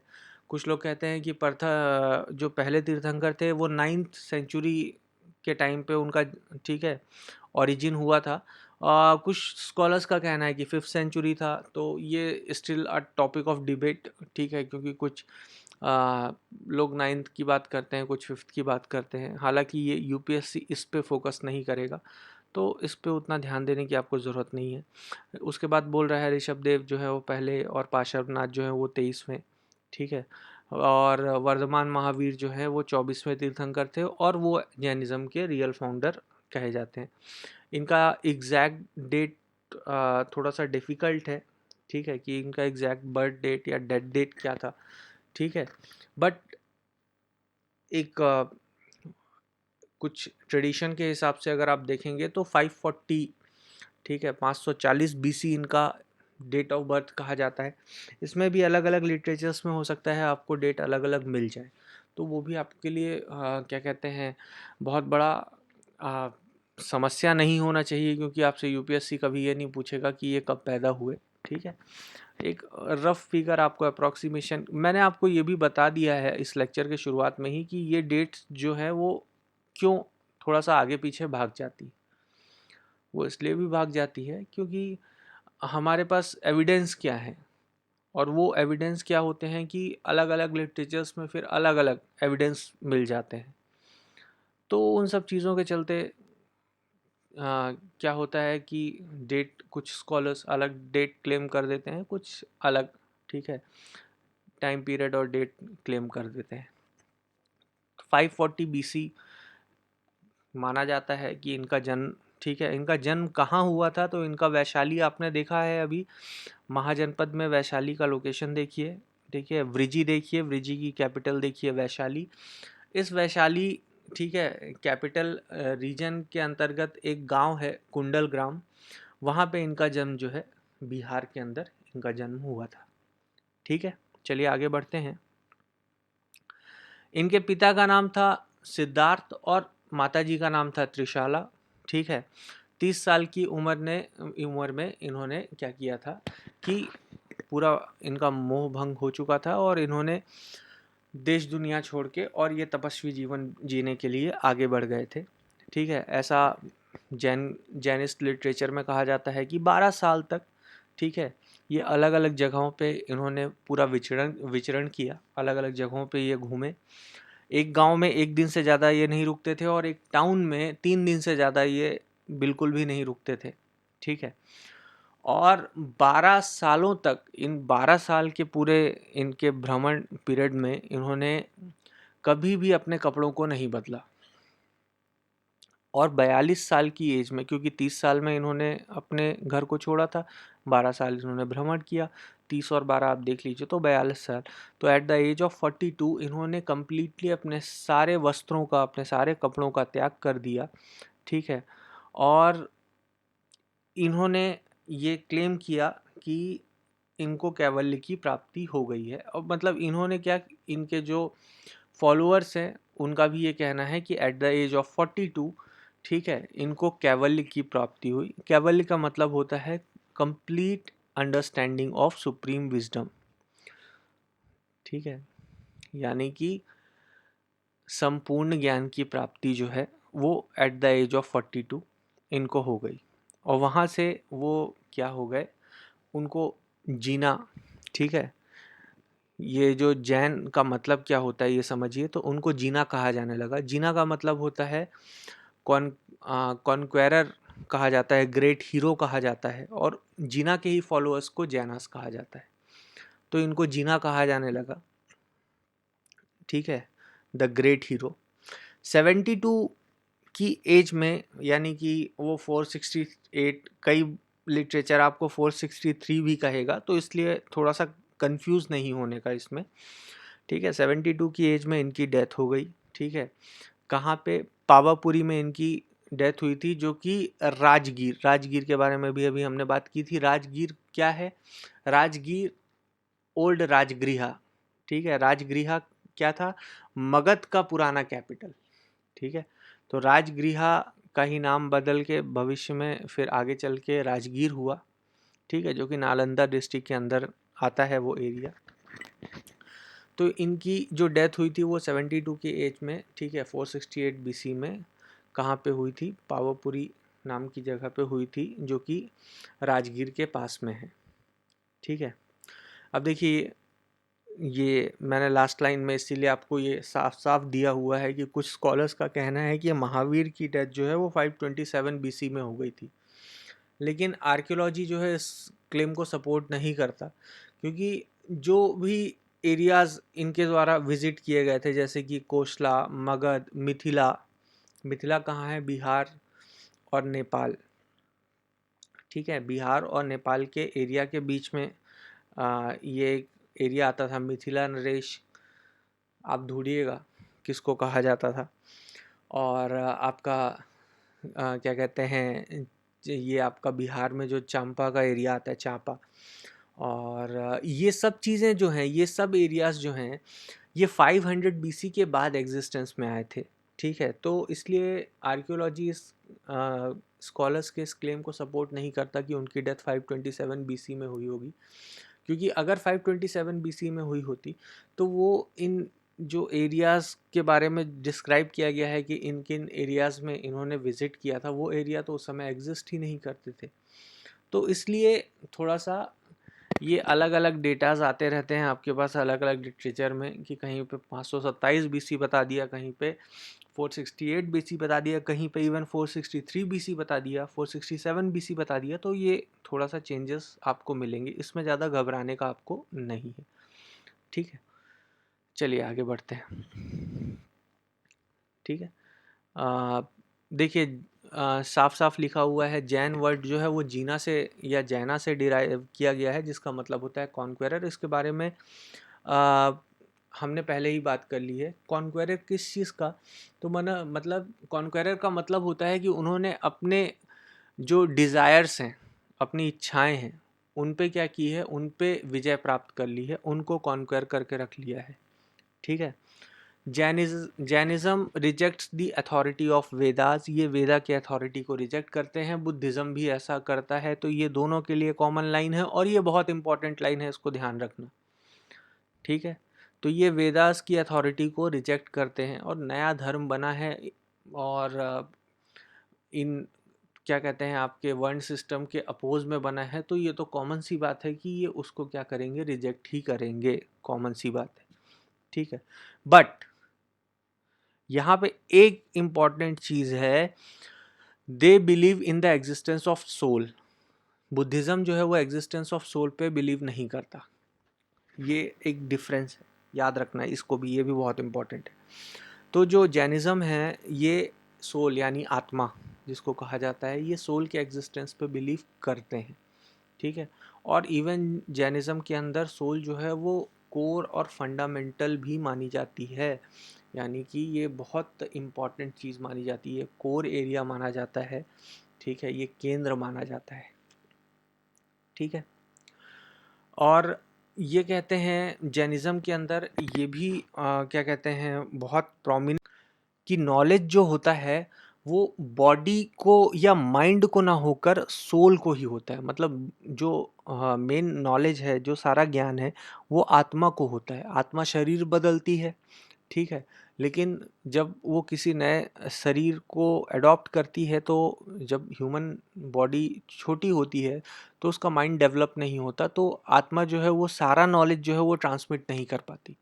लेकिन जैसे जैसे वो मैच्योरिटी अटेन करता जाता है, वो जो नॉलेज है वो आत्मा जो है वो धीरे धीरे उस बॉडी में क्या करती है, ट्रांसफ़र करते जाती है, बॉडी में मतलब माइंड में।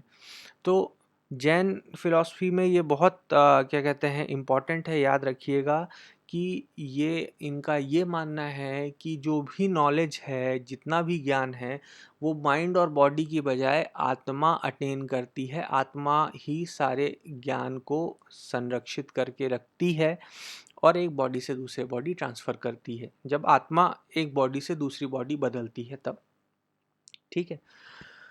तो ये 4-5 लाइन देख लीजिए, मेरे ख्याल से कोई प्रॉब्लम नहीं होगी। अब कुछ इम्पोर्टेंट जैन पिलग्रिमेज की बात करेंगे आप, ठीक है, जो तीर्थ स्थल हैं, तो उसमें सबसे इम्पॉर्टेंट है माउंट आबू। इसके बारे में हमने पहले भी पढ़ा है जब हम आर्किटेक्चर पढ़ रहे थे, ठीक है। तो माउंट आबू जो राजस्थान में है वो भी एक बहुत इम्पॉर्टेंट जैन पिलग्रिमेज है, ठीक है। उसके बाद आपका पलिराना टेम्पल जो गुजरात के अंदर है, गिरनार गुजरात के अंदर है, शिखर जी झारखंड में है, ठीक है। उसके बाद आपका कर्नाटक श्रवण बेलागोला आपका कर्नाटका में है, ये भी एक इम्पॉर्टेंट पिलग्रिमेज है जैन का। तो ये कुछ नाम हैं, इनको याद रखिएगा, ठीक है। जैन जैनिज़्म के 5 इम्पॉर्टेंट सिद्धांत हैं, 5 डॉक्ट्रिन हैं, ठीक है। पहला है अहिंसा। अहिंसा मतलब ये देखो संस्कृत टर्म है, अहिंसा मतलब एक्चुअली ये एम जो है वो ना को रिप्रेजेंट करता है, अहिंसा, सत्य और अहिंसा। तो सबसे पहला है आपका अहिंसा, that is do not commit violence. उसके बाद दूसरा है आपका सत्य, do not tell a lie. Third है आपका अस्तेय, अस्तेय कहा जाता है इसको, डू नॉट स्टील, चोरी नहीं करना। चौथा है आपका अपरिग्रह यानी कि भंडारण, होल्ड का मतलब होता है भंडार नहीं करना, मतलब कि संरक्षित नहीं करना, भंडार नहीं करना, जमाखोरी नहीं करना, ठीक है, नॉन एक्विजिशन। पांचवा आपका है ब्रह्मचर्य, ठीक है। देखो ये जो ब्रह्मचर्य है पांचवा, ये जो डॉक्ट्रीन है ये वर्धमान महावीर ने दिया था, ठीक है। उन्होंने 30 साल की उम्र में अपने घर परिवार सबको छोड़ दिया था। बाकी चारों जो हैं उनके पुराने तीर्थंकर जो हैं, 23 पुराने तीर्थंकर, उन्होंने बाकी चारों डॉक्ट्रिन्स के बारे में बात की है, उन्होंने बाकी चारों डॉक्ट्रिन्स उन्होंने दी है। उसमें पांचवा एडिशन जो किया था वो वर्धमान महावीर ने किया था, ब्रह्मचर्य वाला, ठीक है। तो ये 5 डॉक्ट्रिन्स हैं इम्पॉर्टेंट, जो जैनिज़्म के अंदर हैं और जैनिज़्म के अंदर आप पढ़ाया जाता है जैनिज़्म के फॉलोअर्स को, और इसको फॉलो भी करते हैं जैनिज़्म के फॉलोअर्स।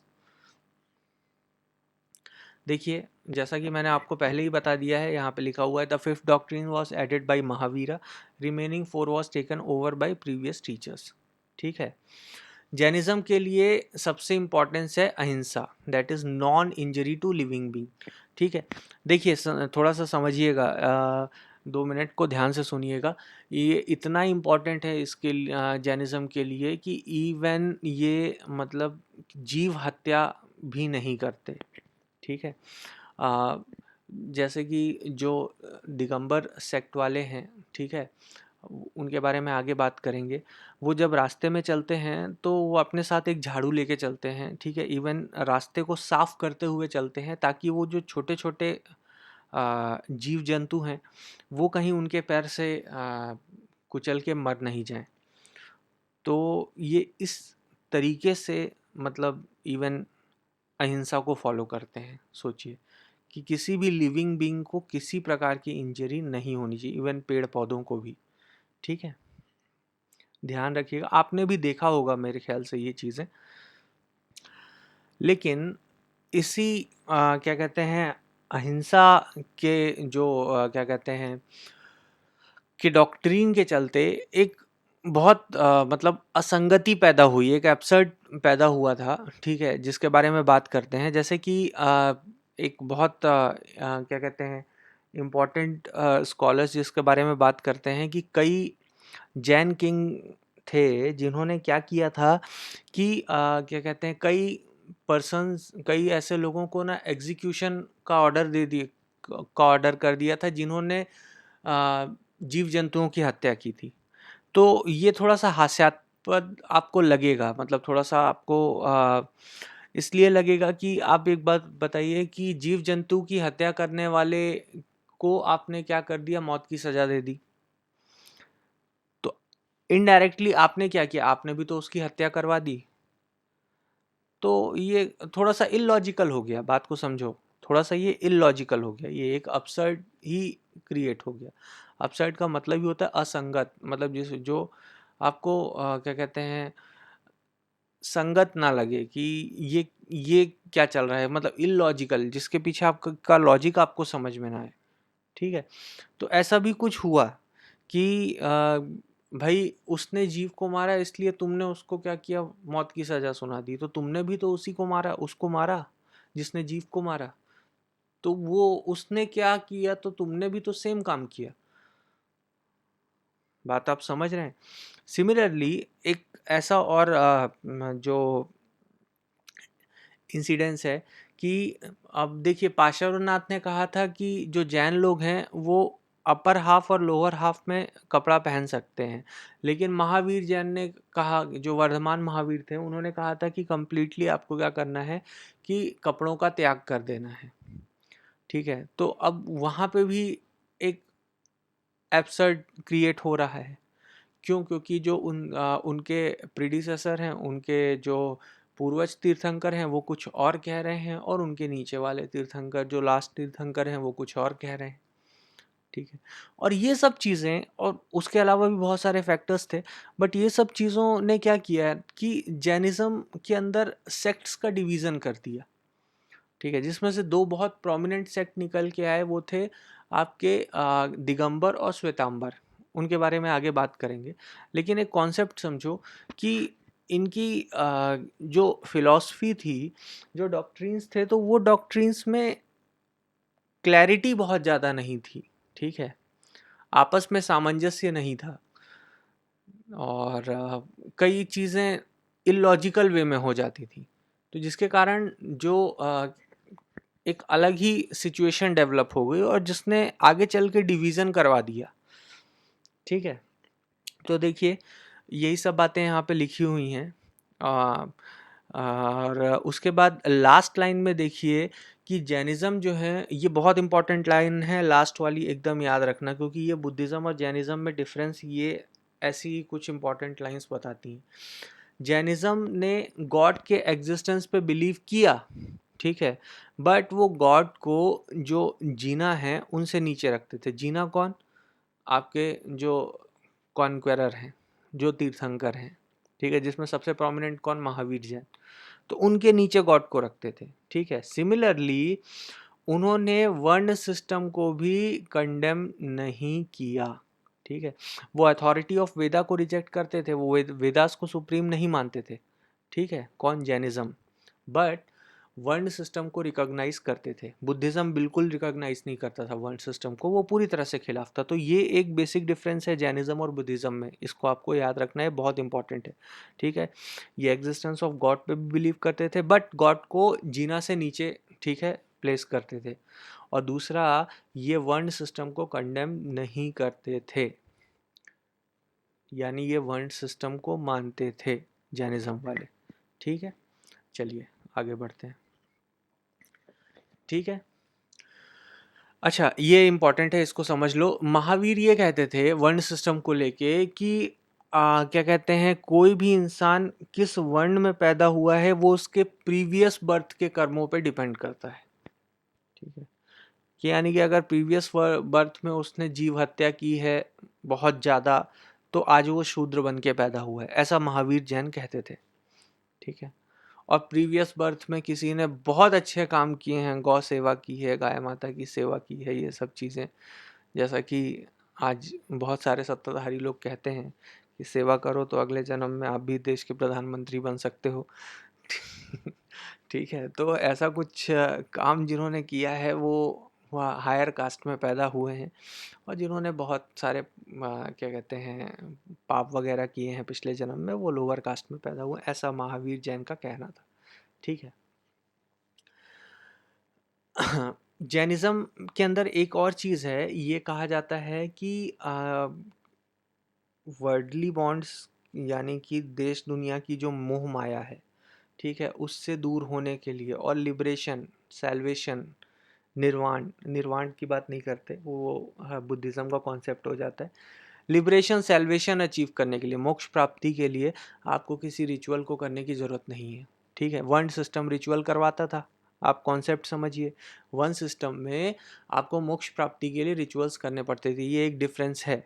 इस पे यूपीएससी एक बार क्वेश्चन भी पूछा है, ठीक है, कि तो वर्ण सिस्टम रिचुअल्स करवाता था भाई, आज भी करवाता है वर्ण सिस्टम रिचुअल्स। ब्राह्मण जो पंडित होते हैं वो घर में आके हवन, पूजा पाठ और ये सब चीज़ें करवाते हैं, ठीक है।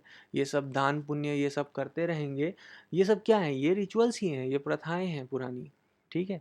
तो ये सब काम आप करते रहेंगे तो ये सब चीज़ें आपको क्या करेंगी? आपको क्या कहते हैं, लिबरेशन प्रोवाइड करेंगी, यानी कि सैल्वेशन प्रोवाइड करेंगे, मोक्ष की प्राप्ति होगी, स्वर्ग में जाएंगे आप। स्वर्ग नरक का कॉन्सेप्ट तो यहीं से आया था कि आप स्वर्ग में जाएंगे, देवताओं के बीच रहेंगे, ठीक है, आपकी खूब सेवा होगी। अदरवाइज आप हेल में जाएंगे और रेस्ट इज हिस्ट्री। तो जैन, ये इम्पॉर्टेंट है, इसको भी ध्यान रखना। जैनिज़्म कहता था कि किसी प्रकार के कोई रिचुअल्स की ज़रूरत नहीं है लिबरेशन अचीव करने के लिए। बुद्धिज़्म भी यही बात कहता था कि किसी प्रकार के कोई रिचुअल्स की ज़रूरत नहीं है फॉर अचीविंग लिबरेशन। कर्म अच्छे होने चाहिए आपके, और कुछ बेसिक प्रिंसिपल हैं जिसको आपको फॉलो करना है, ठीक है। ये हवन, पूजा पाठ, सेक्रीफाइसेस, इन सब के बारे में बात नहीं करते थे इन लोग, ठीक है। देखो, अगर लिबरेशन अचीव करने के लिए जैनिज़्म के अंदर आपको, ठीक है, थ्री फोल्ड पाथ पे चलना होता है, ठीक है, जिसको थ्री ज्वेल्स या थ्री रत्नास भी कहा जाता है, थ्री रत्न ऑफ जैनिज़्म, ठीक है, three jewels of Jainism, three fold path है वो एक्चुअली में। वो पाथ क्या है? सबसे पहला है आपका राइट नॉलेज, ठीक है। उसके बाद है आपका राइट फेथ और राइट एक्शन, यानी कि सही ज्ञान, ठीक है, सही आस्था और सही कर्म, ठीक। ये तीनों पाथ को अगर आप फॉलो करेंगे बिना रिचुअल्स वगैरह को फॉलो किए कि आपको सेक्रीफाइसेस करना, आपको हवन पूजा पाठ ये सब हवन ववन करने की ज़रूरत नहीं है, बलि देने की ज़रूरत नहीं है, ठीक है। तो ये सब किए बिना भी अगर ये तीनों पाथ को अगर आप फॉलो करेंगे तो आपको लिबरेशन की प्राप्ति होगी, आपको सेल्वेशन की प्राप्ति होगी, ठीक है। अब ये बहुत इंपॉर्टेंट है, लास्ट लाइन इस पे ध्यान दीजिए। ये कहता है कि जैनिज्म के अंदर वॉर को भी प्रोहिबिट किया गया है, ठीक है, कि आपको युद्ध भी नहीं करना है, और इवन एग्रीकल्चर को भी प्रोहिबिट किया गया है, क्योंकि ये दोनों चीज़ें जो है वो लिविंग बींग्स की जान लेती हैं, ठीक है। This both involves killing of living beings. तो ये दोनों चीज़ें लोगों की जान लेती हैं, लिविंग बींग्स की जान लेती हैं, जीवित चीज़ों की जान लेती हैं। इसलिए जैनिज़्म इन दोनों चीज़ों को प्रोहिबिट करता है, किसको? वॉर को और इवन एग्रीकल्चर को भी। इसीलिए आपको ज़्यादातर जैनिस्ट जो हैं वो ट्रेड और कॉमर्स एक्टिविटीज़ में ही मिलेंगे, ठीक है, प्रेजेंट में भी। तारक मेहता देख लो, जेठालाल चंपकलाल गड़ा जो है वो एक जैनिस्ट है, और उसका गड़ा इलेक्ट्रॉनिक्स नाम का शॉप है, ठीक है, लोकेशन मुंबई में कहीं पे। तो वो क्या कर रहा है, वो ट्रेड और कॉमर्शियल एक्टिविटीज़ में ही इन्वॉल्व है। तो इन लोग वॉर और एग्रीकल्चर को ही भी प्रोहिबिट करते थे, क्योंकि इससे भी क्या होता है, लोगों की हत्या होती है। हालांकि प्रेजेंट पे बहुत सारा ट्रेंड चेंज हो चुका है, अब एग्रीकल्चर तो मतलब आज के समय में ऐसे बहुत सारे जैनिस्ट मिल जाएंगे जो एग्रीकल्चर में भी इन्वॉल्व होंगे, ठीक है, किसी ना किसी तरीके से।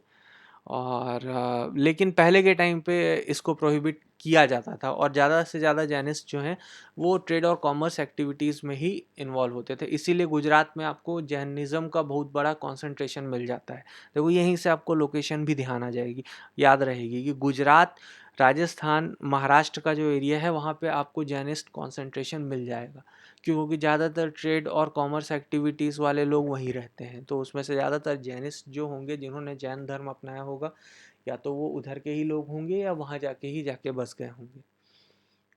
क्लियर है? चलिए तो फिर आगे चलते हैं। चलिए नेक्स्ट हेडिंग है आपका जैनिज़्म का स्प्रेड कैसे हुआ, ठीक है। ये एंशिएंट हिस्ट्री का टॉपिक है, और चलिए देखते हुए चलते हैं कि जैनिज़्म जो है वो कैसे फैला भारत के अंदर, ठीक है। तो सबसे पहली लाइन कहती है कि महावीर के फॉलोअर्स दोनों थे, महिला पुरुष दोनों, ठीक है। वो अपनी टीचिंग जो है वो प्राकृत लैंग्वेज में देते हैं। संस्कृत से जन्मी थी प्राकृत, याद करो हमने क्या कहते हैं लैंग्वेजेस वगैरह पढ़ी है उसके अंदर, ठीक है। और प्राकृत जो है वो उस समय एक कॉमन लैंग्वेज थी। प्राकृत हो गई, पाली हो गई, ये सब बहुत कॉमन लैंग्वेज थी उस टाइम पे। बुद्धिज़्म में गौतम बुद्धा ने पाली लैंग्वेज का इस्तेमाल किया था, महावीर जैन ने प्राकृत लैंग्वेज का इस्तेमाल किया था। बहुत इंपॉर्टेंट है, इसको हमेशा ध्यान रखना। यूपीएससी क्वेश्चन पूछेगा, इन्हीं सब चीज़ों से पूछेगा। कौन से चार्टो लैंग्वेज का नाम दे देगा, बताओ जैनिज्म में महावीर जैन ने कौन से लैंग्वेज का इस्तेमाल किया था? तो प्राकृत लैंग्वेज का इस्तेमाल किया था महावीर जैन ने अपनी टीचिंग्स में, ठीक है। देखो एक तीसरा लाइन जो है वो बहुत इंपॉर्टेंट है कि जैनिज्म जो है वो जो आपका ये ब्राह्मणिकल रिलीजन है उससे अपने आप को बहुत ज़्यादा अलग नहीं कर पाया, ठीक है। अब आप अभी पढ़ते हुए आ रहे हैं, आपने देखा ना, भले ही उन्होंने वेदास की अथॉरिटी को रिजेक्ट किया है, लेकिन कास्ट सिस्टम को तो रिजेक्ट नहीं किया, ठीक है। और उन्होंने गॉड्स को भी रिजेक्ट नहीं किया है। तो वो बहुत ज़्यादा अपने आप को अलग तो कर नहीं पाए किससे, जो वर्ण सिस्टम या वो जो चल रहा था उससे बहुत ज़्यादा अपने आप को डिफ्रेंशिएट नहीं कर पाए थे। और ये भी एक कारण था कि जिसके कारण जैनिज़्म को उतनी ज़्यादा पॉपुलैरिटी नहीं मिली जितनी ज़्यादा बुद्धिज़्म को मिली, क्योंकि उन्होंने अपने आप को अलग किया था, ठीक है। अच्छा, जैनिज़्म का स्प्रेड उन एरियाज़ में ज़्यादा हुआ था जहाँ पे जो आपका ब्राह्मणिकल रिलीजन है वो वीक है, ठीक है। खासकर वेस्ट पोर्शन में और साउथ पोर्शन में उस समय पे वीक था, तो वहाँ पे जैनिज़्म जो है वो थोड़ा तेज़ी से स्प्रेड हुआ था। चंद्रगुप्त मौर्य ने इनको जैनिज़्म को अपनी पैट्रोनेज भी प्रोवाइड की थी, जिसका इनको इनिशियली फ़ायदा भी मिला था। हालांकि चंद्रगुप्त मौर्य ने बाद में बुद्धिज़्म को अडॉप्ट कर लिया था। तो क्या कहते हैं, मगर जब इन्होंने जैनिज़्म को अडॉप्ट किया था उस टाइम पे इनकी पैट्रोनेज से जैनिज़्म और अच्छे से तेज़ी से स्प्रेड हुआ था कर्नाटका के आसपास के रीजन में। ठीक है, अब 2 मिनट ध्यान दीजिएगा। एक बहुत इम्पॉर्टेंट इवेंट हुआ था, ठीक है, क्या कहते हैं, महावीर जैन की डेथ के लगभग 200 साल बाद वो हुआ था। एक फेमीन आया था, एक अकाल पड़ गया था। ठीक है, कहाँ पे? मगध के आसपास के पूरे एरिया में, जिसने मगध को भी कवर किया था। उस अकाल वो 12 साल तक वो अकाल चला था। तो इसके कारण क्या हुआ था, बहुत तेज़ी से लोगों का माइग्रेशन हुआ था टुवर्ड्स साउथ। ठीक है, तो इस अकाल के चलते दो बहुत इंपॉर्टेंट नाम हैं, आगे भी आएंगे, थोड़ा सा ध्यान रखिए। एक थे भद्रबाहु, एक थे स्थलबाहु, और स्थूलाबाहु भी, मतलब नाम उनका स्थलबाहु, कई लिटरेचर उनको स्थूल बाहु के नाम से भी डिनोट करता है। तो हुआ ये कि ये जो फेमीन आया तो इसके चलते बहुत सारे लोग जो हैं वो साउथ की तरफ माइग्रेट कर गए। तो जैनिज़्म के अंदर भी क्या हुआ कि भद्रबाहु की लीडरशिप में बहुत सारे लोग मगध से साउथ की तरफ माइग्रेट करना चालू कर दिए थे, और चंद्रगुप्त मौर्य का पैट्रोनेज भी मिला था, तो वो साउथ की तरफ माइग्रेशन उनका हो गया था। लेकिन ऐसे बहुत सारे लोग थे जिन्होंने मूवमेंट को डिनाई कर दिया कि हम नहीं जाएंगे, और वो कहाँ पे, मगध में ही रुक गए। ठीक है, तो देखिए लास्ट की 2 लाइन कि एक बहुत इंपॉर्टेंट इवेंट हुआ था 200 साल बाद महावीरा के डेथ के, और वो था वो फेमिन जो 12 साल तक चला, और वहाँ से बहुत सारे जैनिस्ट जो हैं वो साउथ की तरफ, साउथ इंडिया की तरफ मूव कर गए थे। जो साउथ इंडिया की तरफ मूव किए थे वो भद्रबाहु की लीडरशिप में थे, और जो मगध में ही स्टे कर दिए गए, रुक गए थे। ठीक है, जो कि मेन कंसंट्रेशन एरिया था, वो किसके लीडरशिप में थे? स्थलबाहु या स्थूलाबाहु के लीडरशिप में थे। ठीक है, अब देखो ये क्यों मैं इसे इसलिए बता रहा हूँ क्योंकि यहीं से जो दो प्रोमिनेंट सेक्ट हैं उनका डिवीज़न चालू हुआ था। तो कहानी को वापस कंटिन्यू करते हैं कि 12 साल का फेमीन जब एंड हुआ तो उसके बाद वो जैनिस्ट जो साउथ की तरफ मूव करके चले गए थे वो वहाँ से उनका माइग्रेशन वापस चालू हुआ। ठीक है, कहाँ पे? मगध की तरफ। तो वो जब लौट के आए, तो लौट के आने के बाद क्या हुआ कि एक डिफरेंस क्रिएट हो गया किसके किसके बीच, जो लोग मगध में थे और जो लोग साउथ मूव कर गए थे उनके बीच। ठीक है, साउथ मूव करने वालों ने मगध वालों के लिए कहा कि वो उनकी लाइफस्टाइल थोड़ी सी लैक्स हो गई है, आरामदेह हो गई है। ठीक है, और वो प्रॉपर जैन जो क्या कहते हैं टीचिंग से उसको वो फॉलो नहीं कर रहे हैं। सिमिलरली जो मगध में थे उन्होंने भी क्या कहते हैं, जो साउथ में चले गए उनको ये क्लेम किया कि आपने पूरे रिलीजन को क्या किया है कि क्या कहते हैं, भ्रष्ट कर दिया या उसमें मिलावट कर दी, और आपने पूरी तरह से जैन धर्म को फॉलो नहीं किया। तो ये एक इनडिफरेंस दो अलग अलग एरियाज से एक जगह पे मिले लोगों के बीच क्रिएट होना चालू हो गया था। कब? जब फेमिन इंड हुआ और वो वापस लौट के आए।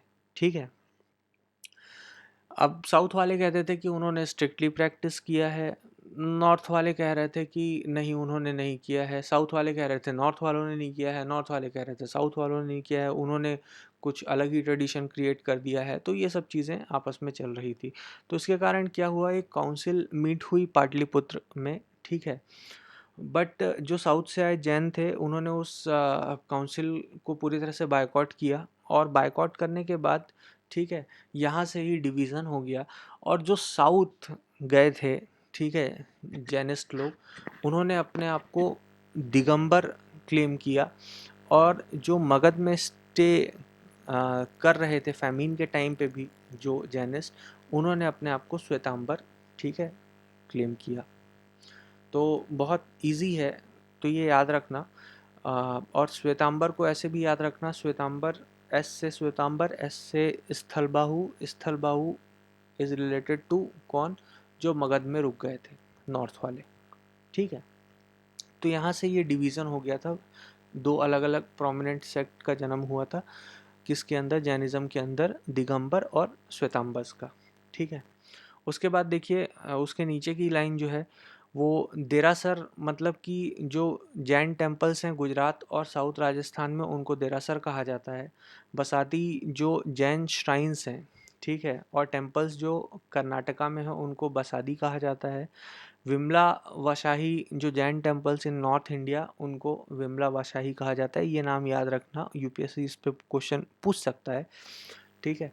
और ये अलग अलग जैन टेम्पल्स अलग अलग लोकेशन में जो हैं, तो उनको किस नाम से जाना जाता है, तो वो उसके बारे में जानकारी है, ठीक है। 4th सेंचुरी की अगर आप बात करेंगे तो उड़ीसा में, ठीक है, खारवेल किंग जो थे कलिंग के, उनका पैट्रोनेज जैनिज़्म को मिल गया, जिसके कारण थोड़ा सा जैनिज़्म स्प्रेड होने में और मदद हुई।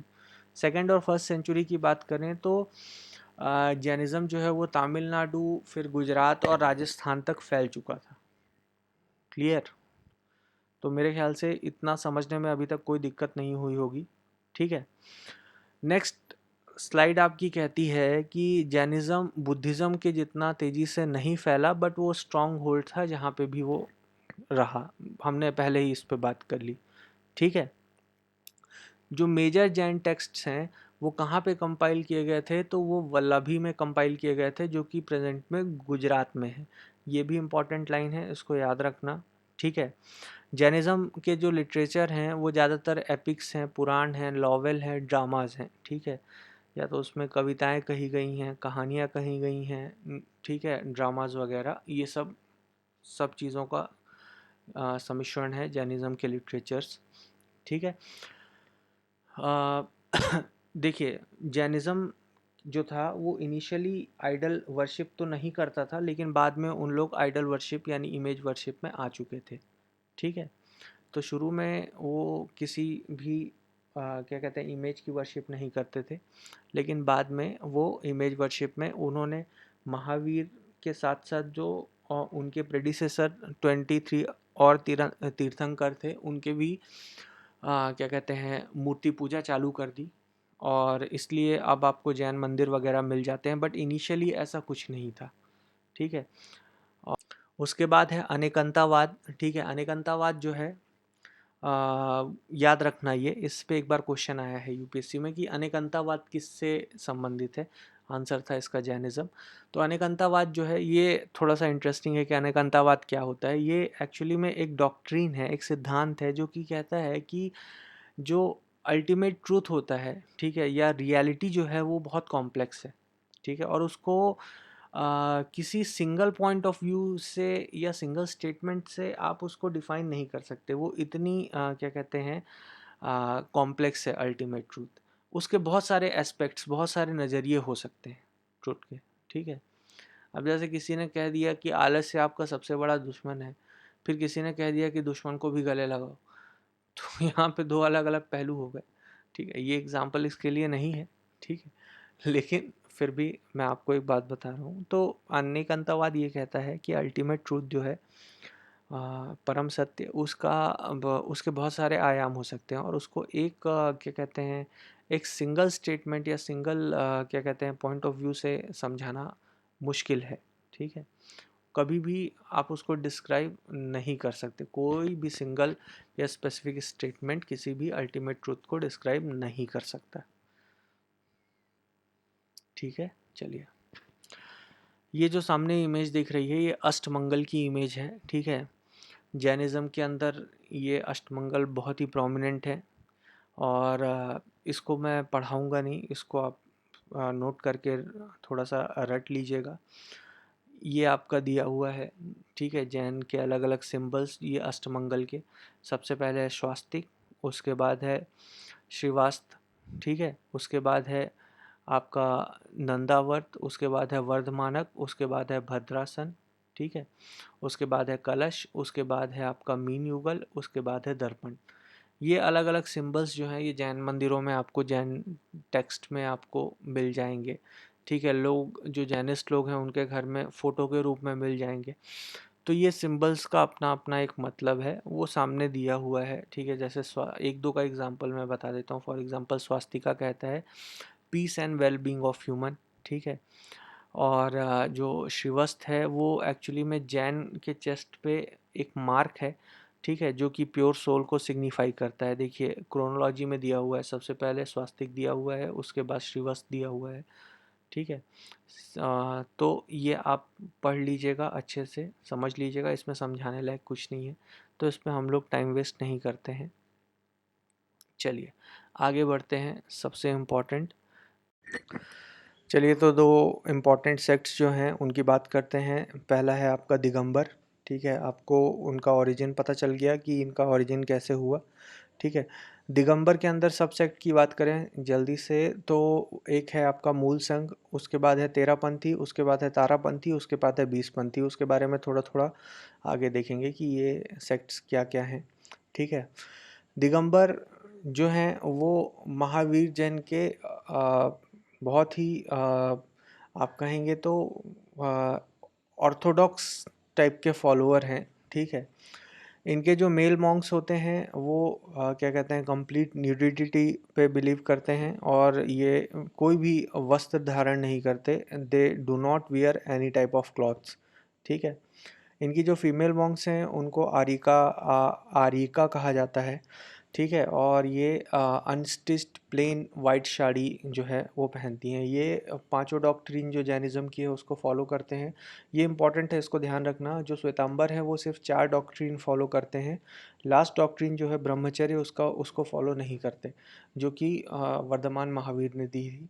लेकिन दिगंबर जो हैं, क्योंकि ये ऑर्थोडॉक्स फॉलोअर्स हैं वर्धमान महावीर के, तो ये पांचों डॉक्ट्रिन जैनिज़्म की फॉलो करते हैं, जो है आपकी अहिंसा, सत्य, अस्तेय, अपरिग्रह और ब्रह्मचर्य।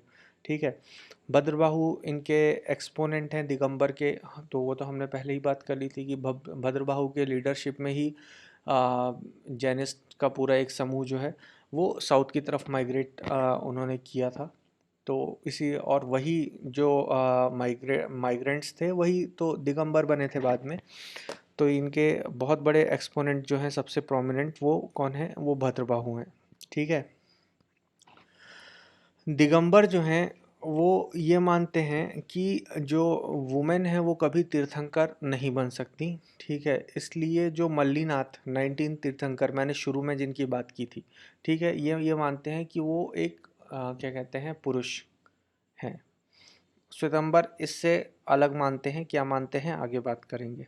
ठीक है, दिगंबर स्कूल के अंदर जो रूल्स एंड रेगुलेशन होते हैं, और ख़ासकर मोनेस्टिक रूल्स और रेगुलेशन जो होते हैं वो बहुत रिजिड होते हैं, काफ़ी कठोर होते हैं। ठीक है, और क्या कहते हैं कि कुंडा कुंडा जो एक जैनिस्ट मॉन्क थे।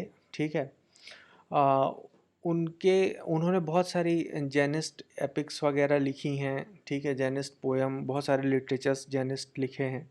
ठीक है, तो दिगंबर के रिकॉर्ड जो हैं और उनके बिलीफ्स जो हैं वो आपके सुत्ता पहुडा, एक प्राकृत में लिखी गई एक क्या कहते हैं जैनिस्ट लिटरेचर है, उसके अंदर आपके जितने भी दिगंबर बिलीफ और रिकॉर्ड्स हैं वो सारी चीज़ें उसके अंदर मेंशन की गई हैं। ठीक है, याद रखना कुंडा कुंडा के बारे में थोड़ा सा। दिगंबर के सबसेक्ट की अब थोड़ी थोड़ी हल्की फुल्की बात कर लें, तो सबसे पहले मूल संघ की बात करते हैं। तो मूल जैसा नाम है, मूल यानी ओरिजिनल या बेसिक। ठीक है, तो मूल संघ जो है वो दिगंबर जैन की ओरिजिनल कम्युनिटी मानी जाती है। ठीक है, कुंडा कुंडा इसी से एसोसिएटेड थे। इससे ज़्यादा इसके बारे में जानकारी रखना, अब कितना ही डिटेल में जाओगे, फिर यूपीएससी के लिए पूरा जैनिस्ट लिटरेचर थोड़ी ना पढ़ डालोगे। आगे चलते हैं, बीसपंथी, तेरापंथी और तारापंथी की बात करते हैं। तो ये मॉडर्न सबसेक्ट्स है। ठीक है, तेरापंथी और क्या कहते हैं आपके बीसपंथी के बीच एक छोटा सा क्या कहते हैं डिफरेंस दिया गया है, उसके बारे में थोड़ा सा बात कर लें। ठीक है, तेरापंथी जो होते हैं वो ड्राई सब्सटीट्यूट्स यूज़ करते हैं अपनी जितनी भी वर्शिप हैं, पूजा वगैरह में। ठीक है, जो कि आइडल्स की जो पूजा करते हैं। जबकि जो बीसपंथी हैं वो फ्लावर्स एंड फ्रूट्स का इस्तेमाल करते हैं। ठीक है, बीसपंथी का मतलब होता है कि बीस बीस पंथ, बीस पंथी इज़ एक्चुअली बीस पंथ, यानी कि ये 20 नोबल जो पाथ्स हैं अलग अलग जैनिस्ट लिटरेचर्स के अंदर दिए हुए हैं, उनको फॉलो करते हैं लिबरेशन अचीव करने के लिए। तेरापंथी दैट इज़ 13, तेरह यानी 13, तो ये एक्चुअली में तेरापंथी जो हैं वो 13 नोबल पाथ्स जो हैं वो फॉलो करते हैं लिबरेशन अचीव करने के लिए। तो जैसा जितने पाथ्स ये फॉलो करते हैं उसी हिसाब से इस सेक्ट का नाम पड़ा हुआ है तेरापंथी, बीसपंथी। ठीक है। बीसपंथी जो हैं वो तीर्थंकर के साथ साथ यक्ष और यक्षिणी की भी पूजा करते हैं, और यक्ष और यक्षिणी का नाम भी दिया हुआ है भैरवा और क्षेत्रपाल। जबकि तेरापंथी जो हैं वो सिर्फ और सिर्फ तीर्थंकर की पूजा करते हैं। उन तीर्थंकर में वर्धमान महावीर भी हैं, क्योंकि वो 24वें तीर्थंकर थे। तो जहाँ जहाँ सिर्फ तीर्थंकर आ रहा है और अलग से वर्धमान महावीर को स्पेसिफाई नहीं किया गया है, तो आप ये समझ के चलेंगे कि उसके अंदर महावीर वर्धमान को एसोसिएट करके पूरा बताया जा रहा है। ठीक है। इसके अलावा जो भट्टकर होते हैं, भट्टकर कौन होते हैं, या एक्चुअली में इनको भट्टकर भट्टरक दोनों कहा जाता है। थोड़ा सा मुझे कन्फ्यूज़न है, क्योंकि कई जगह मुझे भट्टरक मिला है, कई जगह भट्टकर भी मिला है। तो ये कौन होते हैं, ये दिगंबर जैन इंस्टीट्यूशन के हेड होते हैं। ठीक है। तो ये जो जितने जैन इंस्टीट्यूशंस होते हैं उनके हेड होते हैं। ठीक है। अगर आप हिंदुइज़्म के अनुसार देखेंगे तो मान लीजिए कि जैसे कोई क्या कहते हैं, साधु महात्मा लोग जो होते हैं, तो वैसे इंस्टीट्यूशंस के हेड होते हैं। बीसपंथी जो होते हैं वो जो भट्टरक हैं या भट्टकर्स हैं उनकी भी पूजा करते हैं, जबकि तेरापंथी जो हैं वो सिर्फ और सिर्फ तीर्थंकर की ही पूजा करते हैं। तो ये एक छोटा सा डिफरेंस है तेरापंथी बीसपंथी के बीच में। ठीक है। और मूल संघ के बारे में हल्की सी जानकारी आगे देखते हैं। तो आगे नेक्स्ट आपका आता है श्वेतांबर सेक्ट। श्वेतांबर जो नॉर्थ में रह गए थे, मगध में रह गए थे ओरिजिनली। ठीक है। उनके बारे में बात करते हैं। अब ये देखिए, ये वस्त्र पहनते हैं ये लोग। तो श्वेतांबर जो हैं ये 4 डॉक्ट्रिन्स फॉलो करते हैं, पहले भी हमने डिस्कस कर लिया। ये ब्रह्मचर्य को छोड़ के बाकी चारों डॉक्ट्रिन्स जो हैं वो फॉलो करते हैं। ठीक है। श्वेतांबर्स का ये मानना है कि 23rd और 24th तीर्थंकर जो हैं वो अनमैरिड थे, यानी कि पार्श्वनाथ और महावीर वर्धमान जो हैं वो अनमैरिड थे, ऐसा श्वेतांबर्स का मानना है। ठीक है।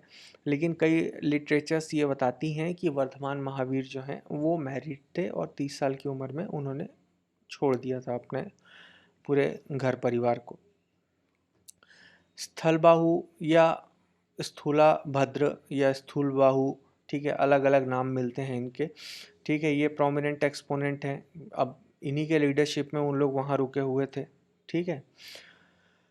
और ये जो है ये सिंपल वाइट क्लॉथ्स पहनते हैं। एक बैगिंग बॉल जो रहता है, भिक्षामदेही वाला कटोरा इनके हाथ में रहता है। ठीक है। और ये एक ब्रश अपने हाथ में रखते हैं, ताकि जब भी ये चलते हैं तो अपने सामने, मैंने ऑलरेडी आपको बताया कि झाड़ू लगाते हुए चलते हैं, ताकि किसी भी इंसेक्ट्स को इवन, ठीक है, हार्म ना हो। और अपने साथ में एक बुक भी रखते हैं। ठीक है। और राइटिंग मटेरियल्स भी अपने साथ रखते हैं। तो ये सब चीज़ें सिंपल हैं, तो इसलिए ज़्यादा फोकस करके इनको बताने के पीछे मैं नहीं चल रहा हूँ। ठीक है। ये इनका ये मानना है कि तीर्थंकर मैन और वुमेन दोनों हो सकते हैं, और इनका ये मानना है कि जो मल्लीनाथ जो 19 तीर्थंकर थे वो क्या कहते हैं, अपनी लाइफ एज अ प्रिंसेस उन्होंने स्टार्ट की थी। हमने इस पे भी डिस्कस कर लिया है। ठीक है।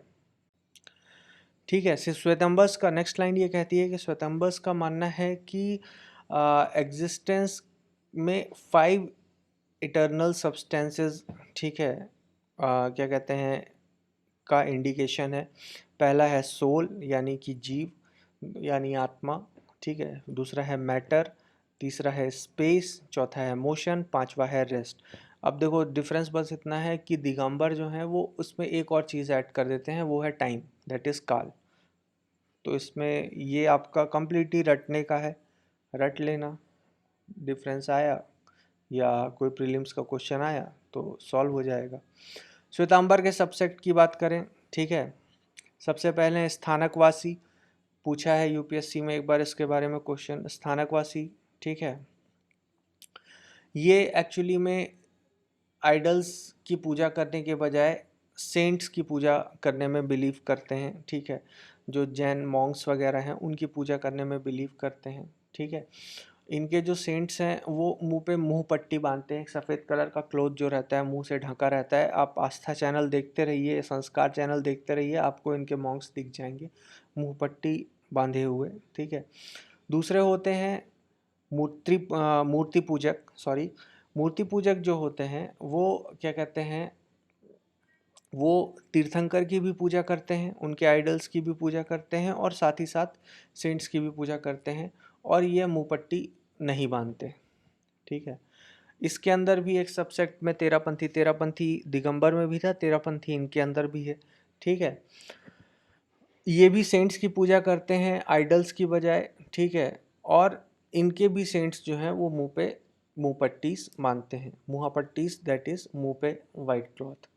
तो ये कोई ऐसा टफ नहीं है जिसके बारे में इतना मगर रटना पड़ेगा, क्योंकि एक बार स्थानकवासी के बारे में पूछ दिया था और इतना डिटेल नहीं पूछा था, बस ये पूछा था कि स्थानकवासी किससे रिलेटेड है, दिगंबर श्वेतांबर। अब हम वो क्वेश्चन डिस्कस करेंगे जब हम बुद्धिज़्म भी कंप्लीट कर लेंगे, तो आपको क्लियर हो जाएगा। कुछ पॉपुलर प्रैक्टिसेस की बात करें, ठीक है। एक प्रैक्टिस है संथारा, जिसको सल्ले खाना भी कहा जाता है। देखो संथारा प्रैक्टिस इज़ नथिंग, इसमें जो क्या कहते हैं जैनिस्ट मॉन्क्स वगैरह हैं, या इन लोग क्या करते हैं कि इन लोग भोजन सबका त्याग कर देते हैं, ठीक है। और भोजन त्याग करके और सेल्फ क्या क्या कहते हैं, एक तरह से फास्टिंग टू दैट, मतलब कि ये पूरी तरह से एक व्रत में चले जाते हैं, और ताकि इनको मोक्ष की प्राप्ति हो, और जब तक इनकी मृत्यु ना हो जाए, एक तरह से इसको हिंदी में इसका एक टर्म है बट मुझे याद नहीं आ रहा है, ठीक है। तो लेकिन इसमें एक प्रॉब्लम ये हुई थी कि इसके बारे में कोर्ट में केस हुआ था कि इस प्रैक्टिस को बैन किया जाए, क्योंकि this practice is a kind of क्या कहते हैं आपका सुसाइड, ठीक है। तो इसके लिए और कोर्ट ने इसको बैन भी किया था। प्रेजेंट में आप देख लीजिएगा गूगल में सर्च करके कि ये बैन हटा है कि स्टिल कंटिन्यू है, बट बीच में कोर्ट ने इसको बैन कर दिया था। क्यों? क्योंकि इसको एक सुसाइड अटेम्प्ट क्लेम किया गया था। इसमें कुछ नहीं, जो क्या कहते हैं जो जो भी जैन मॉन्क्स या इवन हाउस होल्डर्स भी, जो जैन के फॉलोअर्स हैं, जैनिज़्म के फॉलोअर्स हैं, वो भी ये प्रैक्टिस अपना सकते हैं। तो इसमें ये लोग क्या करते हैं, पूरी तरह से फास्टिंग में चले जाते हैं, पूरी तरह से सब चीज़ों को, लिक्विड फूड सबका इंटेक बंद कर देते हैं जब तक इनको मृत्यु नहीं प्राप्त हो जाती, यानी कि इनको मौत नहीं आ जाती। वो जो प्रैक्टिस है उसी को संथारा या सल्ले खाना कहा जाता है। आप गूगल में देख लीजिएगा प्रेजेंट में बैन का क्या सिचुएशन है, ठीक है। उसके बाद एक और पॉपुलर प्रैक्टिस है जो है प्रतिकर्मन। प्रतिकर्मन जो है ना, वो एक्चुअली में कुछ नहीं है, एकदम सिंपल आपको बताऊं तो ये डेली बेसिस पे क्या रहता है कि हमने क्या क्या पाप किए हैं उसका कंसिडरेशन रहता है, और उसको फ्यूचर में रिपीट ना करने का एक क्या कहते हैं वाव लिया जाता है कि एक शपथ ली जाती है कि हमने जो जो भी सेंस किए हैं हम उसको फ्यूचर में वापस रिपीट नहीं करेंगे, ठीक है।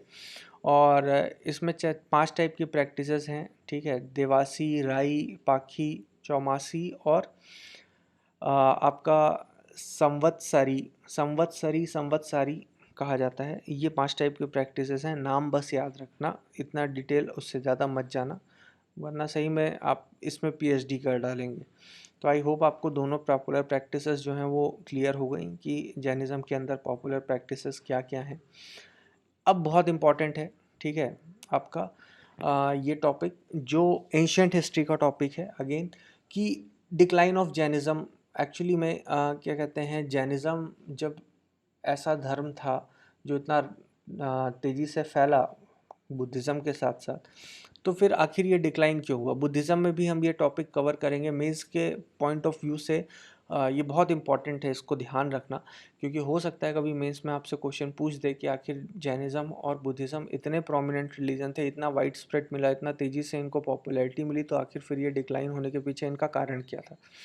तो ये रीज़न बाय रीज़न आपको मैंने आपके लिए बनाया है ताकि आपको आसानी से चीज़ें समझ में आए और आपके नोट्स मेकिंग के लिए भी अच्छा हो। तो देखिए, decline of Jainism in India में हम देखते हैं कि आखिर जैनिज़्म क्यों डिक्लाइन हुआ। तो सबसे पहला क्या कहते हैं आप रीज़न देखिए।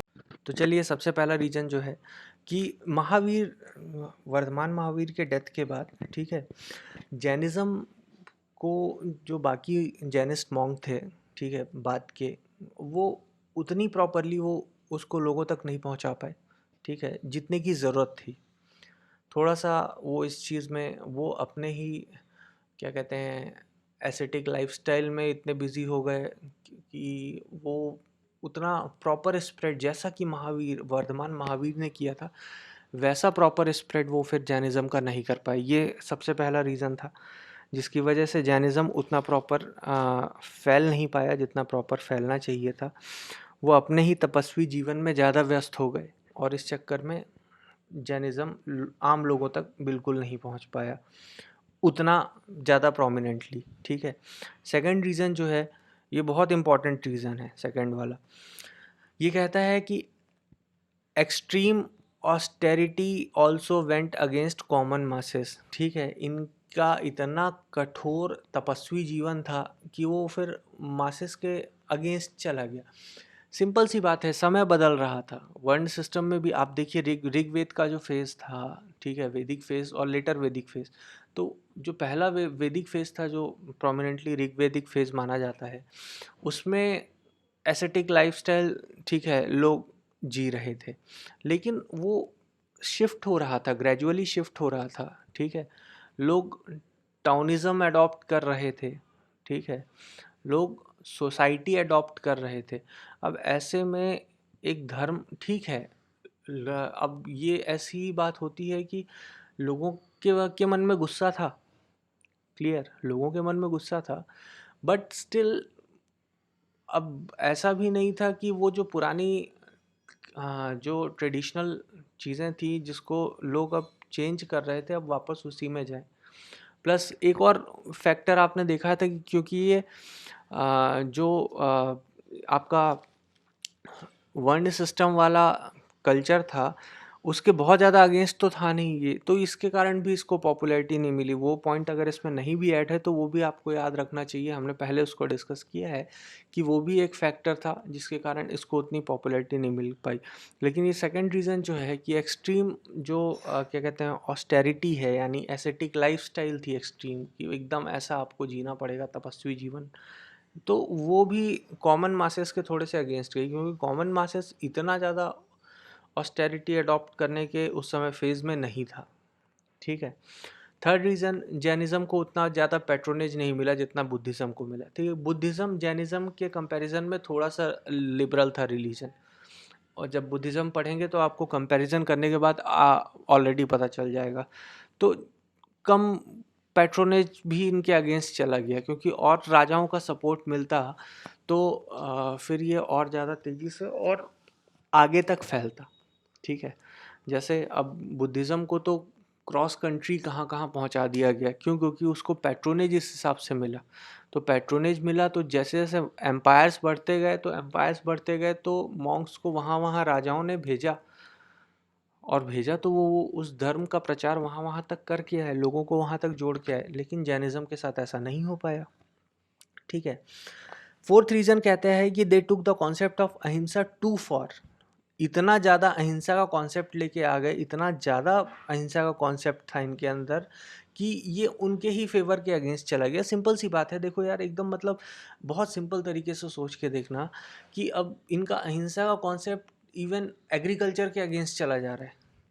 और एग्रीकल्चर इकोनॉमी तो 5th सेंचुरी में डेवलप होना चालू हुई थी। हमने पिछले लेक्चर में भी लास्ट में यही बताया था जब शमन ट्रेडिशन और राइज ऑफ जैनिज़्म और बुद्धिज़्म के बारे में बात की थी, याद करो, और उसको एक बार देख भी लेना लास्ट में। तो वो चीज़ उस समय डेवलप हो रही थी, एग्रीकल्चर इकोनॉमी उस समय लोगों के लिए नई नई आई थी, लोग उसको अडॉप्ट कर रहे थे, ठीक है। अब एक ऐसा रिलीजन है जो उस इकोनॉमी के भी खिलाफ बोलता है कि नहीं, मतलब इकोनॉमी छोड़ो, उसमें तो एग्रीकल्चर के खिलाफ बोलता है कि आप एग्रीकल्चर प्रैक्टिस भी मत करो।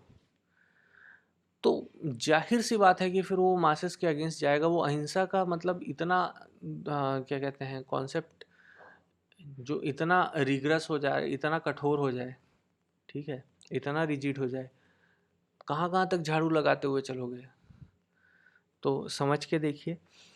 और मतलब कुछ अदर पांचवा रीज़न भी देखो, कुछ अदर रीज़न ऐसे थे। हालांकि अब ऐसा नहीं होता, लेकिन पहले था कि अगर आप बीमार हो गए तो मेडिसिन नहीं लेंगे, ठीक है। जब आप बीमार हो गए तो मेडिसिन नहीं ले सकते क्योंकि उसमें अलग अलग केमिकल्स हैं, ये सारी चीज़ें हैं। और ये सब चीज़ें भी इन सब चीज़ों ने मासेस को क्या किया, डिस्ट्रैक्ट करना चालू किया, और वो इससे दूर हो गए, या तो जुड़े ही नहीं या तो दूर हो गए। तो ये सारी चीज़ें थी जिसके कारण जैनिज़्म जो है वो डिक्लाइन होके एक एरिया, कुछ एरियाज़ में कॉन्सेंट्रेट होके रह गया। हालांकि स्टिल जिन्होंने इसको अडॉप्ट किया, ये बात भी सही है कि जिन्होंने इसको अडॉप्ट किया वो, उनका स्ट्रॉन्ग होल्ड आज भी है। ये रिलीजन अपना स्ट्रॉन्ग होल्ड बना के रखा है, लेकिन इसको बहुत ज़्यादा मास का सपोर्ट नहीं मिल पाया। देखिए, ये आपको दिखा रहा है, अब देखिए वो जो नीले एरियाज़ हैं, मगर सिर्फ 2 से 7% पॉपुलेशन ही यहाँ पे जैनिस्ट है। तो ये आप देखो सेंट्रल इंडिया में मिल जाएगा, जस्ट इंडिया जहाँ लिखा है उसके ऊपर में। उसके बाद आपको गुजरात और राजस्थान के इलाके में थोड़ा आपको मिल जाएगा महाराष्ट्र, और उससे नीचे जो कर्नाटका के आसपास, वहाँ पे जब पेट्रोनेज मिला था, याद करिए चंद्रगुप्त मौर्य, तो थोड़ा फैला था। अब आप सोचो कि उसके बाद मगध, जो बिहार का एरिया है जहाँ पे इसकी नींव रखी गई थी, वहाँ से ये पूरी तरह से ख़त्म हो चुका। अब देखो छोटी मोटी छुटपुट पॉपुलेशन तो आपको मिल ही जाएगी पूरे भारत में अलग अलग जगह, लेकिन ये कॉन्सेंट्रेटेड एरिया दिखा रहा है जहाँ पे एटलीस्ट 2 से 7% पॉपुलेशन है।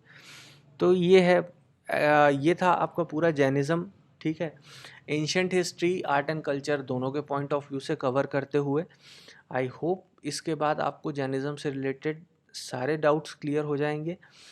रिवीजन के लिए आप उन टेक्स्ट बुक को रिफ़र करिए, कोई दिक्कत नहीं है। और मुझे नहीं लगता कि इससे ज़्यादा आपको पढ़ने की ज़रूरत भी है इन टॉपिक्स पे। फिर भी एडिशनल कुछ कुछ जानकारी आप, मैं हमेशा कहता हूँ कि आप लेते रहें। बहुत जल्द हम बुद्धिज़्म के वीडियोस के साथ भी आएंगे, और उसके बाद फर्दर, अब क्योंकि मैं वापस आ चुका हूँ, वापस यानी कि अपनी मदर की ट्रीटमेंट से वापस मध्य प्रदेश अपने घर आ गया हूँ। तो अभी अब मैं आपको जल्दी जल्दी वीडियोस प्रोवाइड करते रहूँगा, और आप अपनी स्टडीज़ कंटिन्यू रखिए, अच्छे से पढ़ते चलिए। चलिए फिर मुलाकात होती है आप सभी से।